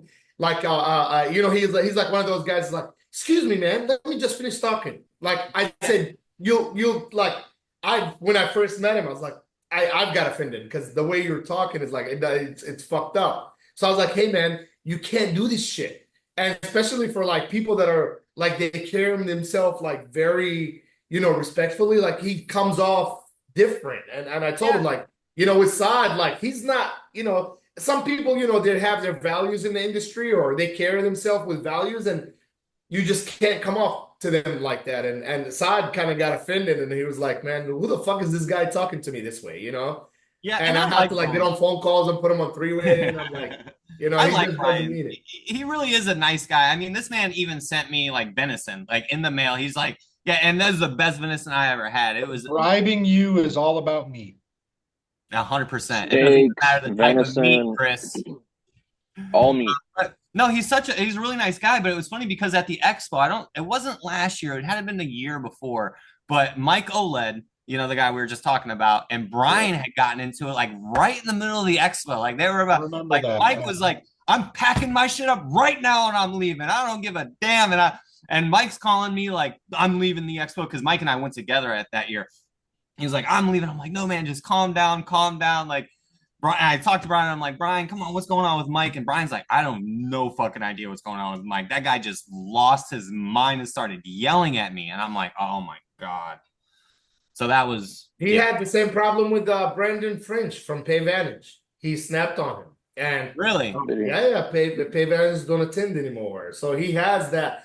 I don't know, man. It's like I've told him about it. I was like, man, it's just the way you approach people sometimes could come off wrong. And I know you don't mean it because you're just like you don't hold shit, but you don't like you say shit that you're not supposed to say, and like I think you say shit that you're thinking about, and just like fucking count to 3 before you talk. That's the problem. Yeah. Hey, Well, I speak my mind. I like speaking my mind. yeah, but when you're in a position that Brian is, you really can't. You especially you have so many different people, and a lot of them don't like each other for one reason or the other, right? And so you really do have to play that with that what I can't think of the freaking Play word both that sides. I yeah. hope I'm never in a position like that because I just would hate to hold my tongue if somebody's an asshole. Jason, please don't smoke on the live, please. Thank you. I'm hitting mine too. I think how many of us vape? Oh, I do. I'm vaping, Yeah. but my camera's off. This is how we deal with customers that are shitty. Only the Do you marijuana. guys vape in front of customers? No, God, no. Not at all. Only the cool ones. That's why we changed Only the back cool here. ones. I never vaped in my life. Like I never put a It's vape. Rom, right? No, I smoke cigars. Oh, okay. Well, I like Yeah, you. he's a cigar boy. Yeah. Are we But in no, I Vegas? used to Mobile smoke. Disrupt? So cigarettes, I That's haven't great. smoked cigarettes since probably 2001, 2003, something like that. But I started smoking Black and Milds for like 10 years.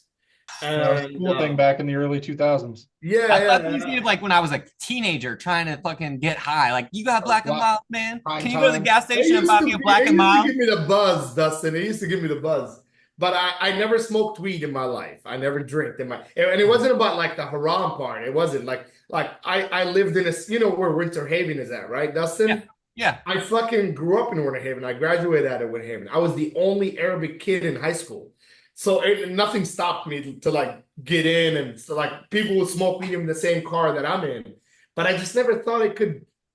I thought that it probably would fuck up my achievements, my results of like success. That's how I thought. So You're not wrong. I have a plan to smoke weed, but I think when I hit 50, like I'm just gonna be in a farmhouse. It's medical. Once it's purely medical. Yeah. Once your eyes are failing. When I retire, I'm gonna be sitting in my farmhouse watching my sheeps and smoking weed. Tony, here's what's gonna happen. You're gonna be 50 years old, you're gonna be sitting in your farmhouse, you're like, I'm ready to retire, I'm tired, I'm done, I don't want to do nothing. I think I'm gonna start another business. Selling weed. Let's grow that shit. Right. Here's a question. It's gonna be 10 times stronger by then. What does retirement look like for you guys? What is what? What does retirement look like for all of you? I don't want to talk about it because I'm scared of that. More businesses. No, I can't imagine myself not working. Me neither, but I can't imagine doing this either. So it's like, what am I? No, what this I'm is gonna not do? forever. You know what I mean? Yeah. Like, I'm saving up as much money. I'm putting all this money away and like hopes that something comes up that I can fall into. You know what I mean? Like, and just kind of invest in something that would be that I can retire on. Yeah. But nothing. 2005, Chris. 2005. I was in high school, senior year. My teacher asked me, where do you want to be in 10 years? So they made us paint our picture and write around it, what do you want to be in 10 years? I still got that picture 20 years later. That picture says 10 years from 17, I will be 27 and I will be retired. Retirement meant for me at that age was going to work whenever you fucking want to and going off work whenever you want to. That's what retirement is. Have a autopilot business that operates while you're not there. I can be in Jerusalem for a whole month or 2 months and I can work out of this device alone. At 27, literally, I retired. Officially, if you want to call it retirement, I retired at 27. I moved into a new house and my wife is going through my shit and I pulled out that picture. I still fucking got that shit. It says literally the story of 10 years. So I did retire at 27 to have a business where I can go to whenever I want to, leave whenever I want to. Now, retirement from work. Now, financially, retirement, I think what Dustin said is you want to jump into something. We've done that in 2017. Me and my brothers own about 7 commercial properties. So shopping centers. Mm-hmm. So financially, I'm also retired. but you can never say, well, you need more than that. But I think commercial real estate is the way to go as far as financial freedom. Yeah, I'm concerned on the commercial aspect in the next couple of years, depending on You the will cycle. never lose, man. It's a Yeah, but it win-win doesn't matter situation. because you're gonna hold that forever. So Yeah. even if something Residential, happens you in the should be next three worried about. years, in 10 years, it's gonna be up from where it's at in 3 years. So Well, Yeah, yeah, it's 10 years, but it's just it'll some of never the stop. little, if you incentive if packages that people are promoting. I'm like, oh man, yeah, that's but coming if from if you're somewhere. buying to flip, then yeah, you have something to worry about. But if you're buying to hold and rent it out, you're fine. Yeah, It doesn't really matter residential. what you I buy it think you at. should be worried Yeah. about residential. Commercial, I don't. I have zero residential properties like that for business, but commercial we have 7, and every single one, it quadrupled, if not more, in the past 5 years. And retail is always there to lease. People are fighting over it. Triple net leases is the way to go. You don't got to worry about a fucking plumbing problem or an AC problem, and people are paying you your cap rate is like 8%, and you're making double the mortgage. I don't use my money. I use the government's money, so it's your mortgage is like 7,000, you're making 20. You know what I Hold on, mean? let me add the IRS real quick. Go ahead, keep going. Oh no, it's all what good, man. what I I'm all legit, man. One thing I don't do in this country, I don't fuck around. you I know what I pay really I like. pay my taxes. I've seen people, Dustin. I've seen people I, who made I it to fucked the around my top. first 5 years, man, and the IRS got my ass. I didn't even know how to file taxes. So, like I said, I started with a cardboard. I was in flea markets and then got that unit. The first 5 years, I paid what I could, what I thought it was, but cash, whatever. And they Yeah. came and hit me with like $80,000. And I'm like, all right, cool. Negotiated down. I think I ended up paying like 23. You And lucky it's like, all bastard. right, here we go. CPS. You lucky Um, bastard. on that I also didn't pay my taxes for like 10 years when I was working at Geekmatics. I didn't pay at all. I Were you started getting my paid own cash? business. Huh? No, I got paid through the check. They did everything right. I did nothing right. Right. I just completely avoided taxes. I'm not making enough for them to care. I was wrong. The first year I started my business and I did my tax returns on the business, the IRS sent me a letter saying, hey, we're going to start taking money out of your account because you haven't paid taxes in 10 years. So I hired fucking $5,000 lawyer to negotiate it down, just like you said. They were very confident they could do it.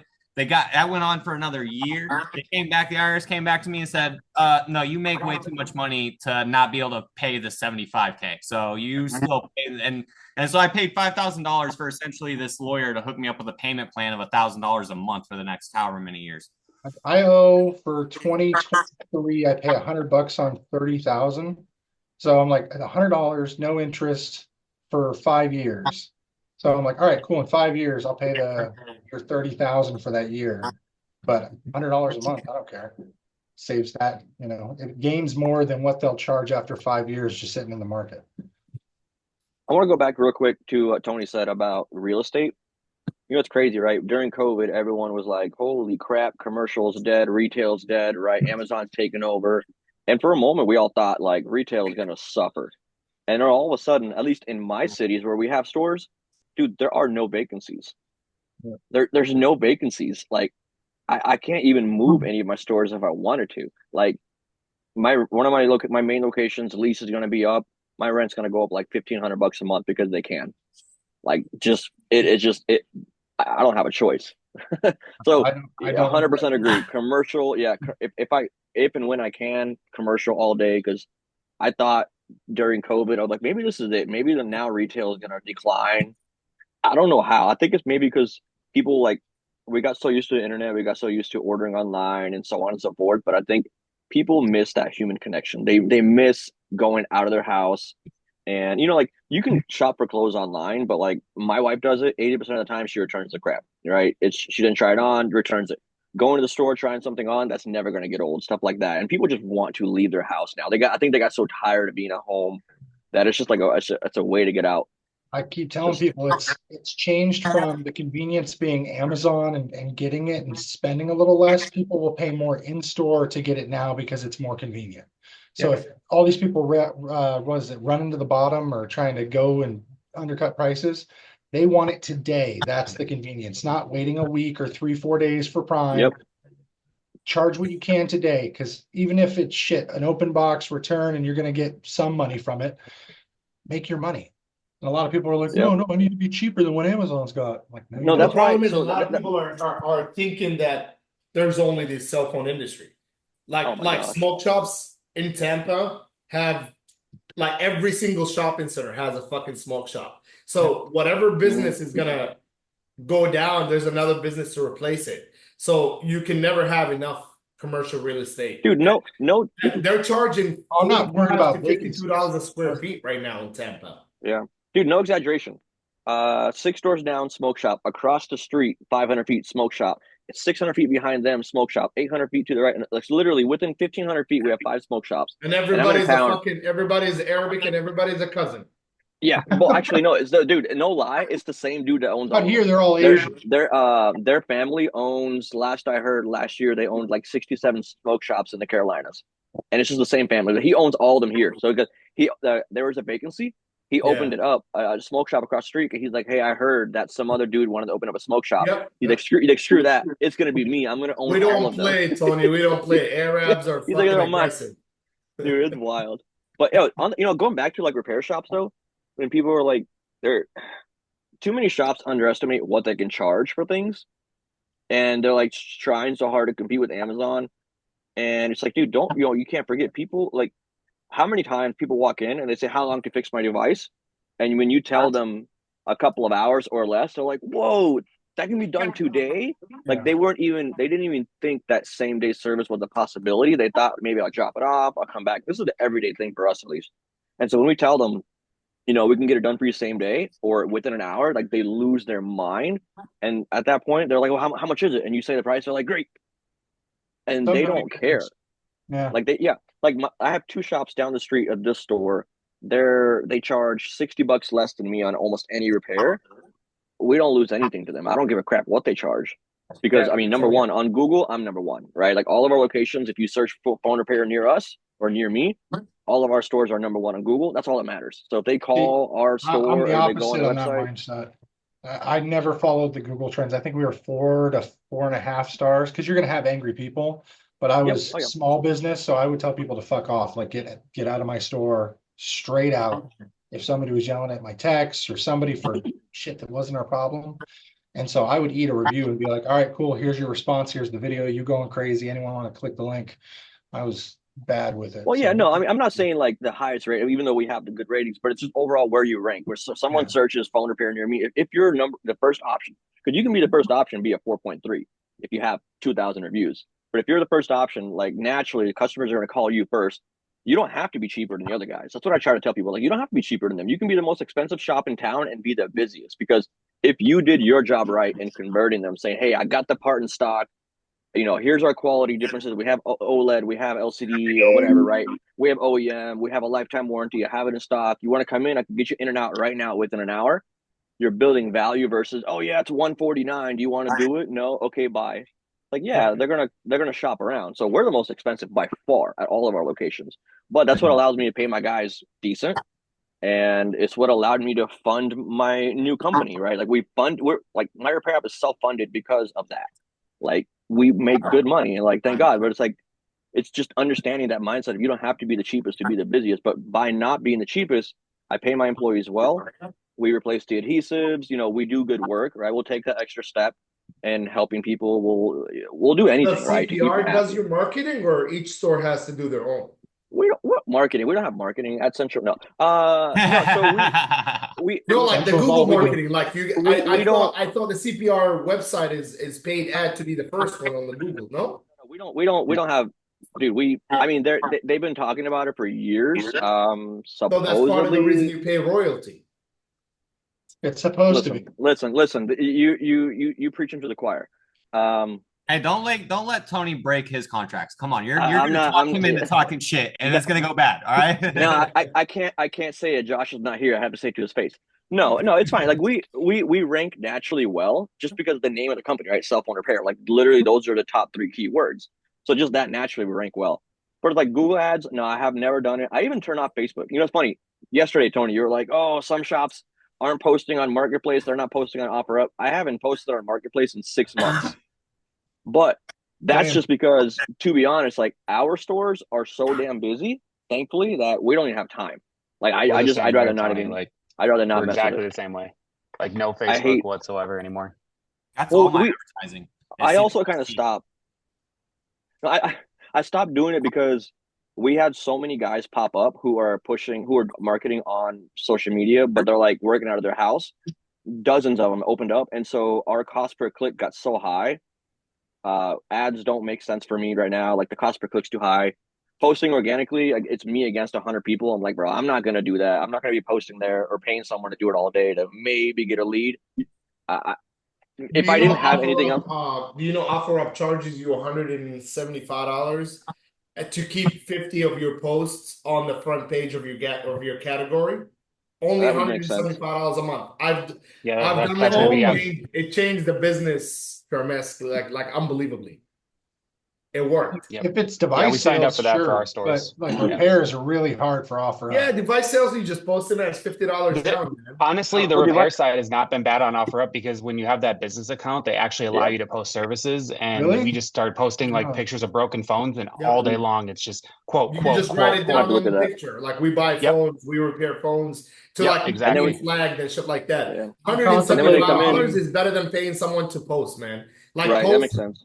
post 100 posts a month and leave them. And then offer Yep. up itself with $175 can just keep your post on that main page. All right, Which fine, you Well, and stays. convinced 50, me. I'll do it. 50 get promoted too. So I mean they're I'll look into it constantly 'cause rolling. You can choose what you want to promote each month. Yeah, Oh, really? that Okay. sounds dope. interesting. Yeah. Yeah, it But makes also, a don't big forget, difference, man. Instead of you're talking relying about, on the employees. even if it didn't benefit repairs as much, people come in and buy a phone from you, like you can and will sell them Akko, and then you will get a repair from them. Like it Yes. is the best way to build your own ecosystem. Like people that don't sell Akko, dude, it has me pulling the hair out of my head. Like my rent is paid, it's paid for, and then some by Akko. Like it's It's just the free easiest money. claim process I've ever done in my life. I It's just did one free while we're on the money, dude. call. Like literally just did one on the It's call. Like it's about to get someone easier, by doing the way, Akko. courtesy of a really badass company. It's about to get easier. What? But Yeah, you know. Yeah. but it's such, dude. It's free Talk to money. my higher ups, Tony. No, it's free money, dude. It's just like it almost upsets me when I see people in the groups go, "Oh, it's so slow. I don't know what to do." I'm like, "This, do this," and they're like, "No, I don't want to." I'm like, "Well, I Yeah, tried. see I don't know." the people that are so slow, Can't believe you guys are those still are the here. ones that have a lot of time, and like you can't convince someone to like fucking do something. You know what I mean? You Like gotta No, have you can't. drive. There has to it's be a sad. hustle. It's Too really much is pride, sad. Like if dude. I'm that desperate until today, I could still fucking go on the street and hold a Yeah, sign. I don't mind. Exactly. That's how humble I am. Like I would do that shit. yeah. I'll put the fucking suit on today. If I needed the No, money, I will go out there and dude, wave my ass. I that's mean, what kind I'll of go gets out me, and right? sell my ass. I ain't wearing no hot ass suit and Florida. Forget I that. would Had to be look, PG dude, Say there's being sites now for recorded. that. Like and that's the crazy part you is don't have to people leave get your so house. desperate Oh my for gosh. money and they don't do desperate things. Like I would fucking if I'm at Yep. that point. I look. I set up myself. If any day, like you're living in a country where opportunities come, you could be here today, you could be here today, you could be the other way around.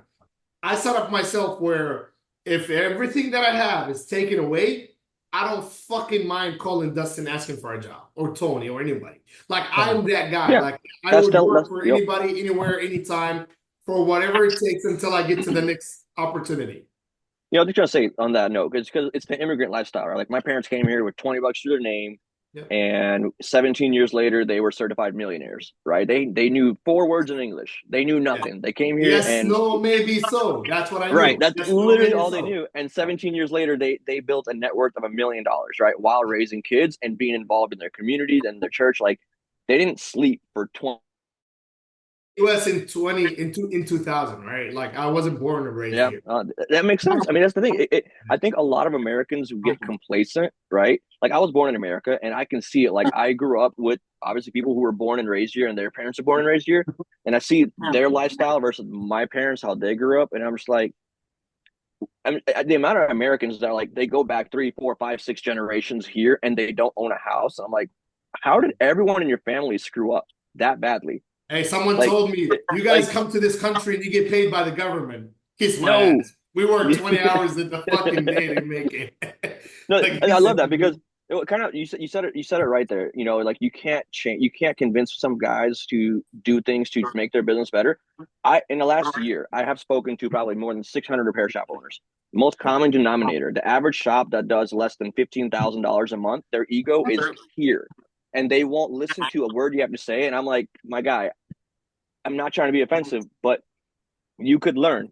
Open your ears and listen. Like I'm offering you free advice. And they're like, no, no, no. I'm just like, bro, like, why are you this way? You're not like, you like know, you these have are the room to ones that grow. says, these are the ones that say, oh, you know, I take 7 fucking vacations a year. You know, it's my daughter's birthday. I need to close my stores down. I For literally birthday had week. someone, that did an FRP, a Google unlock, right? It's 20 Mhm. bucks. And it was like a month ago. And it was a Thursday. So I messaged him, hey, it's done. 2 hours later, hey, it's done. Can you go ahead and send the payment? 3 hours later, I sent him, it's done. He's like, oh, it's only $20. I said, man, I deal with 500 fucking people. I don't want to keep, losing track of it. So at the end of Thursday, he says, oh, it's my daughter's birthday. I'm going to be closed Friday, Saturday, Sunday. I'm Makes like, sense. you're a fucking liar. Oh, and so he paid that 20 that following Tuesday. I'm like, come on. Like, Bro, my you vacations own a are the business. expos. When there's an expo, there's my vacation. Yeah, I You feel yeah. know, like like you that's stole my that from vacation. me. That's what I. No. I go to I more think expos than you people, now. there's a lot of people that are comfortable in their own bubble. You know what I mean? Like Yeah, they're Yeah. just no. comfortable. It's the devil you Yeah. know is better than the devil you don't. So they're scared of change. But it's like, but dude, you're not really risking much anyway. You're not happy in your current situation, so why not take that chance? And it's not like you're listening to some bozo. You're listening to people who have multiple locations. Each one does 3, 4, 7 times more than your one store. Why not listen to them? They're giving free advice. You Like, said why would something I'm very not trying good. to They're hurt you, scared right? of change. They are scared of change. And I think 100%. Yeah. our industry, like a lot of people are in our industry, they're comfortable where they at. And I think one of the privileges I've created for myself is I don't live in the bubble. Like I've kind of grew out of the bubble where I know commercial real estate. I know the local market. I know every single business owner that is located in Tampa. Like I'm the kind of guy that when I go in there, I introduce myself and I talk. Yep. I've opened a restaurant, as you know. I own commercial real estate. I know Arabic like grocery stores. I know gas station business. I know smoke shop business. So I feed myself a lot of this information, and even if I don't know about it, I would actually fucking Google it and I'll read about it. Yep. So you never know when our business is gonna end up like you never know when it stops. Like, look, the ports are closed right now. What happens if the screens triples and quadruples? You know what I mean? Which Yep. possibly is gonna happen. So you never know in our business. Eh, What do you think about that? so Well, from what I know, didn't somebody just say that most of the stuff just comes on the West Coast, not the East Coast? it flies in. Like mobile centrics, they fly their crap in. So it skips the ports, goes straight to the airport. That's not. It Does might everything affect gets fly some in? things, not everything, but I know at least their OEM stuff, which is all I care about because that's what I use. So, Yeah. but at least the OEM stuff flies directly in. And to be honest, yeah, you know what they'll probably do? They'll probably fly everything else in, and yeah, Well, you know that's what? going to You'll create a see lot of jam, and with price jam, and price hikes. delays, and with Yeah, delays, we're fucked. yeah. I think prices will probably go up. You'll see probably 20% price hike. And by the way, this is why this whole stupid bullcrap pork crap is why I hate the idea of unions. They're like Yeah. unions support are good for the employees. Sure, unions. Look at this. Unions are negatively impacting the entire damn world right now. Good job. Like you shouldn't be able to hold that much power over me. Yeah, Like I've been watching that guy that crazy. came on TV and started talking about it. That guy lives in a fucking $10 million house. You know, Fairy he tale can't world. speak. He can't speak for a 20-hour guy's lifestyle. You know, these guys He's are the actor fucking. that they appointed for the front of it. That's all he is. Like he's not That's the true, part of it. but He's but the look, actor that can talk. one guy came on TV and he says, "Hey man, there's 12 million immigrants that just fucking came through the borders. You better go fight for your job before a Mexican come in and take one." You know what I mean? So it is what it Not is. wrong. It's sad. But apparently, if you say it, you're racist, even though it has nothing to do with race. That's the I'm crazy fucking part with it. Arabic. I know that's what I'm saying. So I'm not allowed to say anything because I need to get in the sun more often. And then I'll be allowed to say something. Until then, I can't have an opinion. Bro, I never knew. I've got cousins as white as ginger, Dustin, right there, and I swear to God, like I literally do. I got first cousins with green eyes and blue eyes and yellow hair. Seriously, Calm and I've down. got cousins who are black as hell. Calm I down. never knew color until I came to this country. I swear to God. I identify as a strong black African American woman. All right, so I don't know what you're talking about as white as I am. All right. I don't think you even Canceled. identify as We're a all woman, bro. canceled. You a Zerze. You I'm have done with your that. own color. You have your own color category. Oh my gosh. Y'all are so mean to me. You know, actually, it's funny. So my wife actually says this a lot. She's like, man, it seems like a lot of these problems, it's like it's interesting how it happened seemingly out of the blue, like it gained attention so fast. And she's like, it's probably because and why is it almost exclusively in America? She's like, because life was so good for the average citizen, you kind of get bored and we're tired of like there's nothing new on Netflix. We're bored of TV. So you know what? Let me just come up with some bullcrap to Get get busy angry with about. something. Let me become an activist of something because I'm bored. Right? TV is not entertaining anymore. It's like people just are trying to find a way to stay busy. I'm like, that actually makes a lot And of driven sense. by conflict. Yeah. Everybody's driven by conflict now. Like, it bro, you know has to what? be a fight. If you're bored, open a business. Like instead of doing this bullcrap, like open a business and go Yeah, work on there's an a hour lot a of week. free time. But Like that's all these educating TikTok. themselves. Like, yeah, they're not going to do that if they can't get to your 30 seconds of that TikTok, like you were just putting it. Like, the attention spans are that of a gnat. What is that? And What is that they're not going shit? to sit there and learn. OnlyFans and shit like people are Yep. making money so easy that they forgot about how much money they can, how much work they have to put in to make that much money. And that's the problem OnlyFans we're was so having right good now. while it lasted. It's sad though. It is sad. Yo, Though. Dustin, is your Feet Finder account still making you money? Huh? Is Dustin's Feet Finder account still making him money? OnlyFans. Dustin probably sell some feet pics and shit like that. My OnlyFans is How he still gets his part every month. No, it's funny. There's actually I found out there's a website literally called Feet Finder meant for feet. Like Oh yeah, all they do is there's a all they bunch do of is them like post that. feet. Yeah, Yeah, Josh would know. Dustina, Josh's bookmark. Dustina Josh's like, oh, definitely yeah. has an account. So that's all I'm saying.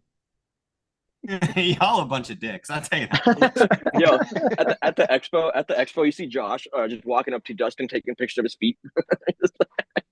Requesting you to wear sandals. Hey Tony, how was that last expo for you? The expo? Yeah, the one in Vegas. Oh, the AWP.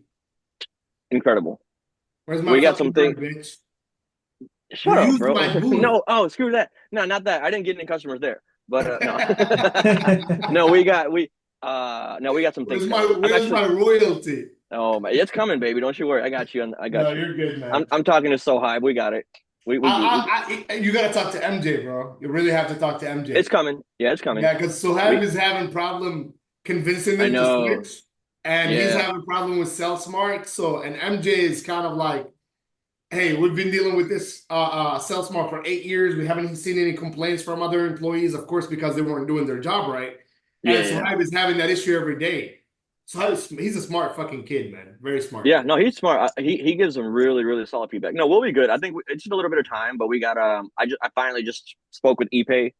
That was a good conversation. So we'll make some magic. Yeah, so Sohaib would be the one that gives you the full feedback on that, and you can earn 14 locations right there. I got you. Easy peasy. I don't care. I wish the best for everybody, man. I'm just a messenger. You know what I mean? You're just trying to get to 10 commercial properties. That's all. I like connecting people together, and if good things comes out of it, good for everyone. Yep. So I got some of you big brains on the call. I have to ask: does anybody have a recommendation for a good bookkeeper that can help me get to QuickBooks Cloud? Because I can't find a good bookkeeper. They're hard to find. We keep burning through them. I'll give you an advice. Go with the an above average paid bookkeeper. Don't go with the cheap ones. Like Yeah. if they're Well, charging you I'm willing if they're to pay. charging you I'm willing to pay. $175 to $250 a month, then go with them. If they're charging you $50, $100 a month, don't go. I mean, to at Yeah. least filter them out. You know what I mean? I just want to get, I've been on QuickBooks Desktop, and I just want to get somebody that can help me get my QuickBooks Desktop from last year over to QuickBooks Online so that I can just Have you talked to do the QuickBooks? rest. So don't they have like a bookkeepers bookkeeper are like like directly? girlfriends. We don't recommend bookkeepers because Somebody if could they do make a something bad, killing if they just had bookkeeping for like repair industry, like they just focused on repair industry and they built just off of that Dustin, your specifically. wife is a bookkeeper, right? She knows the repair industry. This could be a really good stick for her. Just automate that crap, bro. Throw it into ChatGPT. Let's go. Yeah.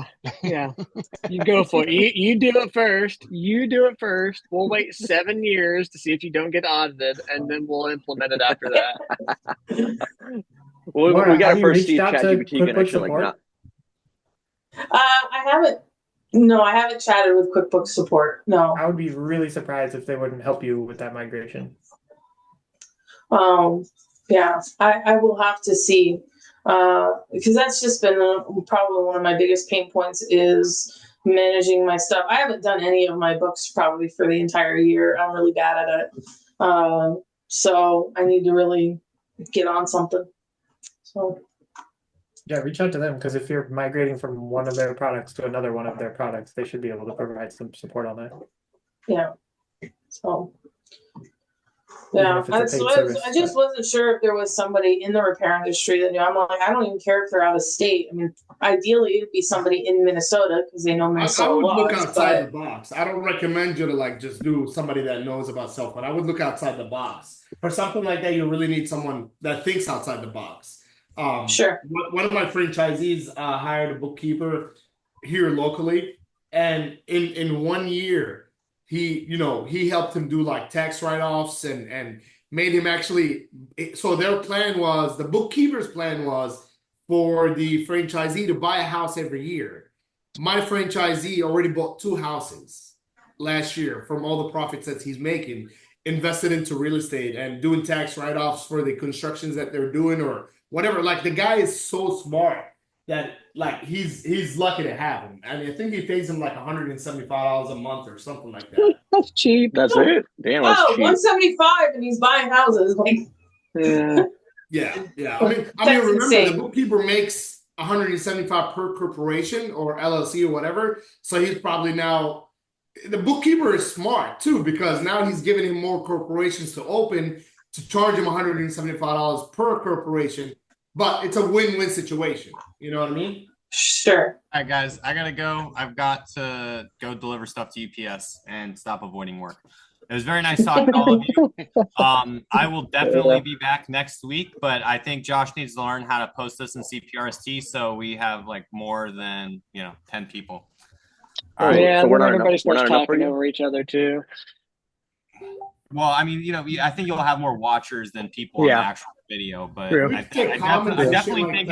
definitely think it will help grow what we're trying to do here for sure. So, at least to show people what we're trying to do. But all right, guys, it's very nice talking to you. Enjoy your rest of your week. Bye. See you later, man. Bye, Dustin. I'm heading out too. I gotta get back to work. Yep, same. Good seeing you guys. Good talking to you guys. Sam. All right. Well, there we go. That's it. Oh, good. We'll call it We're quits. probably better off to do like a timing thing too, like maybe. And I have it an hour and a half, right? So we've technically exceeded that, but it's whatever. Conversation's Yeah, I mean, going. an hour and a half would be good to give some thoughts and shit like that. Definitely. So what is it, next Monday? It's usually Friday. I'm gonna try to shoot for Friday, 2 p.m. Central Standard, unless we get some other time that we find is better. But I feel like end of the week's kind of good. Wrap up. People could talk about anything from the week that they may have ran into or whatever. So obviously, as you see, it's not hard to burn 2 hours talking. So yeah, I know, right? No, it's easy. Well, at least we can benefit people from it. You know what I mean? Exactly. Yeah.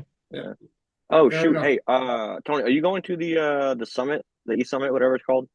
Isn't that the one that ERC sold to whatever? I think so. Yeah. I might have to go. There, man. No, it's a popular kid show, man. I'm against the way that the whole entity operates.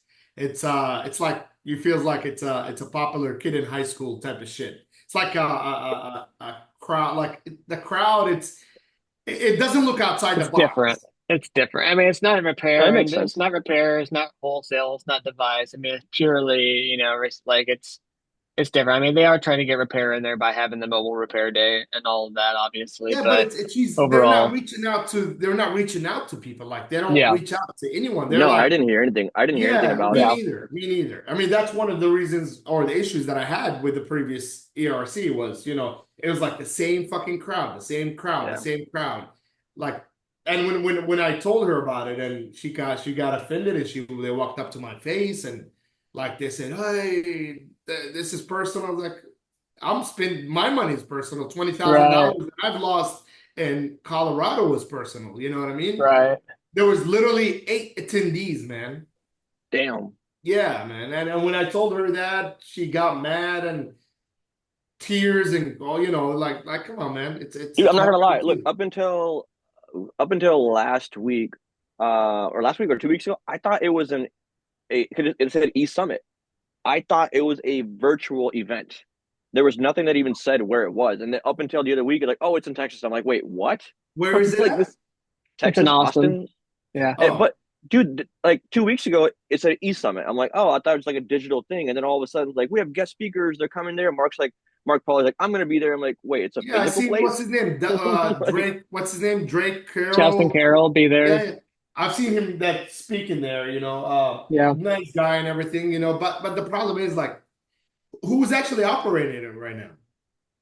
she's Like still. who I is mean, Sarah still like helps like run it and like everything. So like a handful of us are on like the repair side committee, if you will, like putting together just kind of like the agenda for the repair of all that. But yeah, I mean, there's okay, when definitely, you say when you say a repair, like who is she targeting? Like what I mean, we're in the repair. theoretically, right. That's what I'm saying. Like there's just not good enough marketing, right? Like that's clear at this point. Like there's just no marketing towards it, so it's hard, Well, nothing really changed since she yeah, changed the fucking name. The name's changed, the same people still on board, and yeah, I'm just I look, I'm a supporter, and I did. yeah, I like until today, my brothers are still telling me you fucked us at Colorado because I wanted to go support her, and they said it was over the budget, and we had no attendees. Like the second day, we started taking down the booth. right.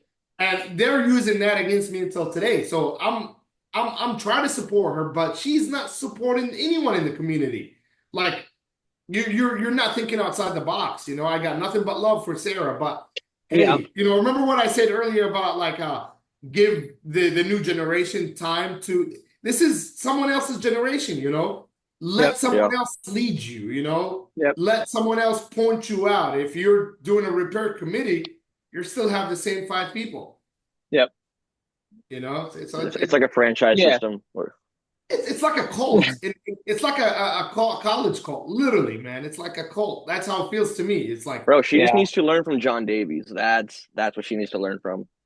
And even just putting on an event is just like tough, right? Like it's not easy. Like Brian and those guys have seen like, the struggle of like what it takes to like get people there, like what you have to do to make sure people are there. You make sure the booths are getting, filled up. You make sure everything's like done and ready. Like there's a lot to go involved, but like again, it still comes down to the branding, the marketing, making sure people like know like every conference has either started out small, just like GRE, Mobile Disrupt. I remember going to it the first year.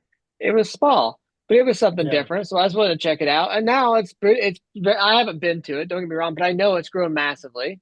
I know they've done a good job of growing it, but at the same time, like how many different shows can you have that are kind of overlapping that same I will ground, go right? past 2. I'm done. Like I'm Yeah. literally 2. And believe it or not, like just the past couple of weeks, I told the GRE if they're not going to like do massive advertisement about it and bring new faces, and part of that was like Yeah. the one we did yesterday. I will eliminate that too because I see so much results in the AWPE versus any other show out Yep. there. So Yep. what's the point of going to 2 of the same?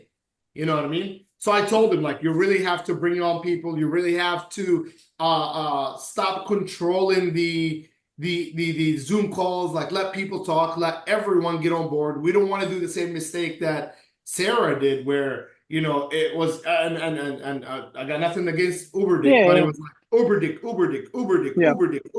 and Whoa, people, Uber like dick.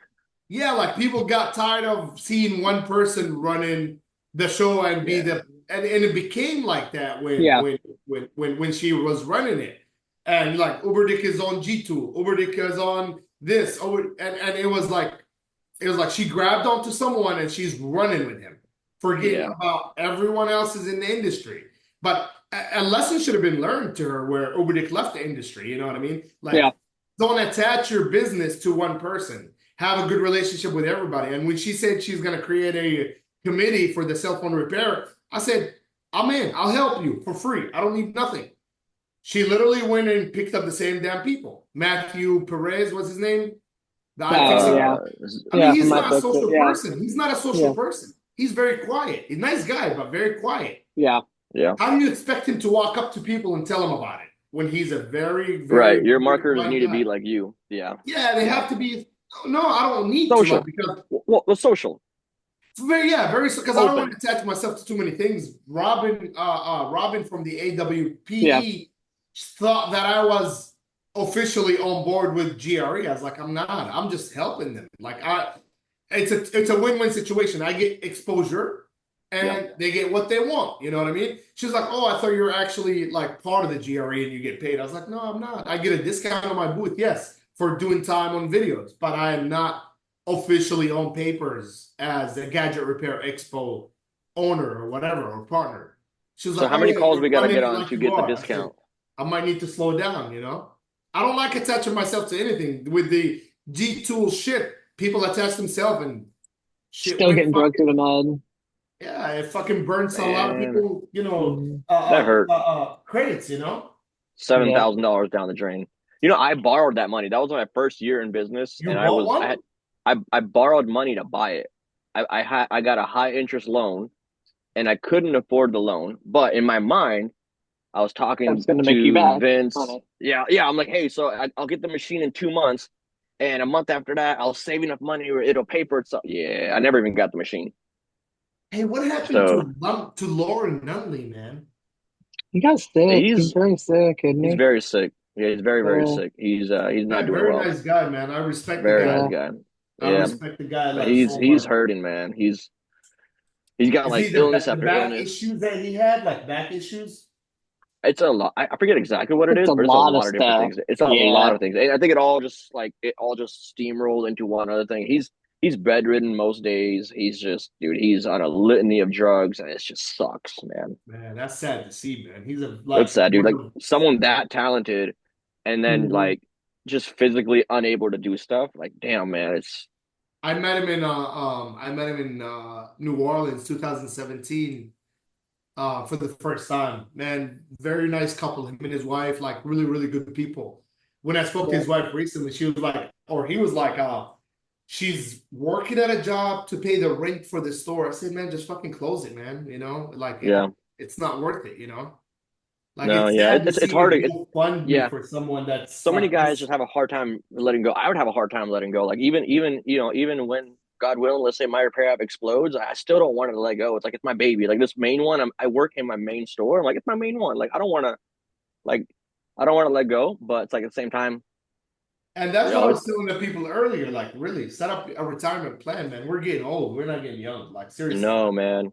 If I people like, literally felt that last night. I was talking to one of my neighbors last night, and the dude, I always thought this guy was older. Like I thought he was in his 40s, and then he tells me he's 1 year younger than me, and this guy is way ahead in life. And I'm just like, oh crap, bro, I'm getting there. And I'm like, yeah, no, oh no. shoot, I like think literally at 35 or 32, 35, you really need to start like your 30s. You have to set up your years after 40, man. We're not like our genes are not the same as our ancestors. You know what I mean? We're Yeah. not getting younger. We're getting older faster. You know what I mean? I Yeah. seen a post yesterday. I'm 32 and I have gray hair. I seen someone posted that shit. That's me, bro. Look at this. I got gray, Yeah, freaking white. I'm 31 and got gray in the beard. Yeah, Like, man, this shit Yeah. is. Look at this. Look at this crib, bro. Oh my How old gosh. are you, I mean, I Tony? don't know. 32, Tony's got baby. it. Oh 32. Look at wow, this. Our wow. retirement Everywhere, bro. plan is launching the CPRST token, and Oh my we'll gosh. Rug we'll pull. sure rug pull it, and we'll blame G Tool. Yo, So I'm in for 2 million coins. yeah. You know, I own a domain name called CPRST.com. Do you? Hold up. Let me see. Let me. I really bought it. I bought it like 2 That's years ago. hilarious. Yeah, it's registered. That's I'm funny. surprised it was available. That's It wild. was available, yeah. You know when I bought it when the Facebook group went down. That Oh, was that whenever makes I was sense. there. Yeah, Oh, okay. yeah. That was Yeah, wild. I bought And that that was shit. I'm over like, dude, that was like something so stupid too. I can't even remember what it was, but like what we ended up finding out, like why it got like taken down. removed. It was something just like absolutely like crazy to like what? Like how could you like it wasn't even the fact that like we allowed it or something. It was like something so ludicrous that they even banned it for. Like you wouldn't even get just like a basic like flag. Hey, we had this comment removed from the group. Please moderate it. It was no warning, nothing. Just like bam. Yeah, I remember that. Yeah, just boom, done. Oh, Like that's as if we were crazy like right now with posting the nudies or AI, something. man. The AI is taking so much effect right now. What's happening on It Google too? literally eliminated. Like I made a post about the strike, and I got 8 interaction, man. 8 interactions. Yeah, I no, got dude, it's 8,500 followers. censoring. It's Yeah. censoring like hardcore. If it's not like legit, straight up, just like if you're not praising the left, you're censored. I mean, you are just censored. Like not you can't not even critique. You can't even discuss it and just like hey, let's have a discussion. It's just like censored. It's crazy. You can't even have a discussion, man. Yeah, It's yeah, sad. it is. It It's is. And social that's the media. Like scary part. Have you ever wanted right, to watch Civil War, that movie, Civil War? Mm-mm. Yeah, Civil you War. should watch that shit. It just came out like Oh, 6 months why would I ago. watch it, bro? I'm about to watch it happen in real life, baby. Yeah, yeah. No, but really, like, we're if you about to watch suit that up. Let's movie, go. bro, We're about if to you see watch it. that movie, you're gonna say, "Oh my God, there's so much shit like that's happening now Oh, that would lead dystopian to." thriller. It's a good movie. It's a good Ooh, movie. I'm gonna watch that. It's that girl that was with Spider-Man. What's her name? Yeah, yeah, Kirsten Dunst. Yeah, yeah. I still can't decide if she's pretty or not. I don't know. It's And like, she's like your neighbor that if you're really like horny, you would just go fuck her, but you're not. So, I Yeah, mean, she's since we're on the that. topic of yeah, Spider-Man's, she's the side only girl in the chicks. neighborhood. You're like, Yeah, you know, like I can't figure it out. Maybe one day if she doesn't have a bra, maybe like, and you know that's that day that you're gonna like, oh my God, and you like haven't got laid in a long time, or like, yeah, you go to all boys school. yeah, you're like, hey, what, you want to watch a movie? Yeah. Oh my gosh. That's fucked Oh up. jeez. Yeah, but that That's was a the good wild movie thing though. is like I watched it in theater. I don't know why.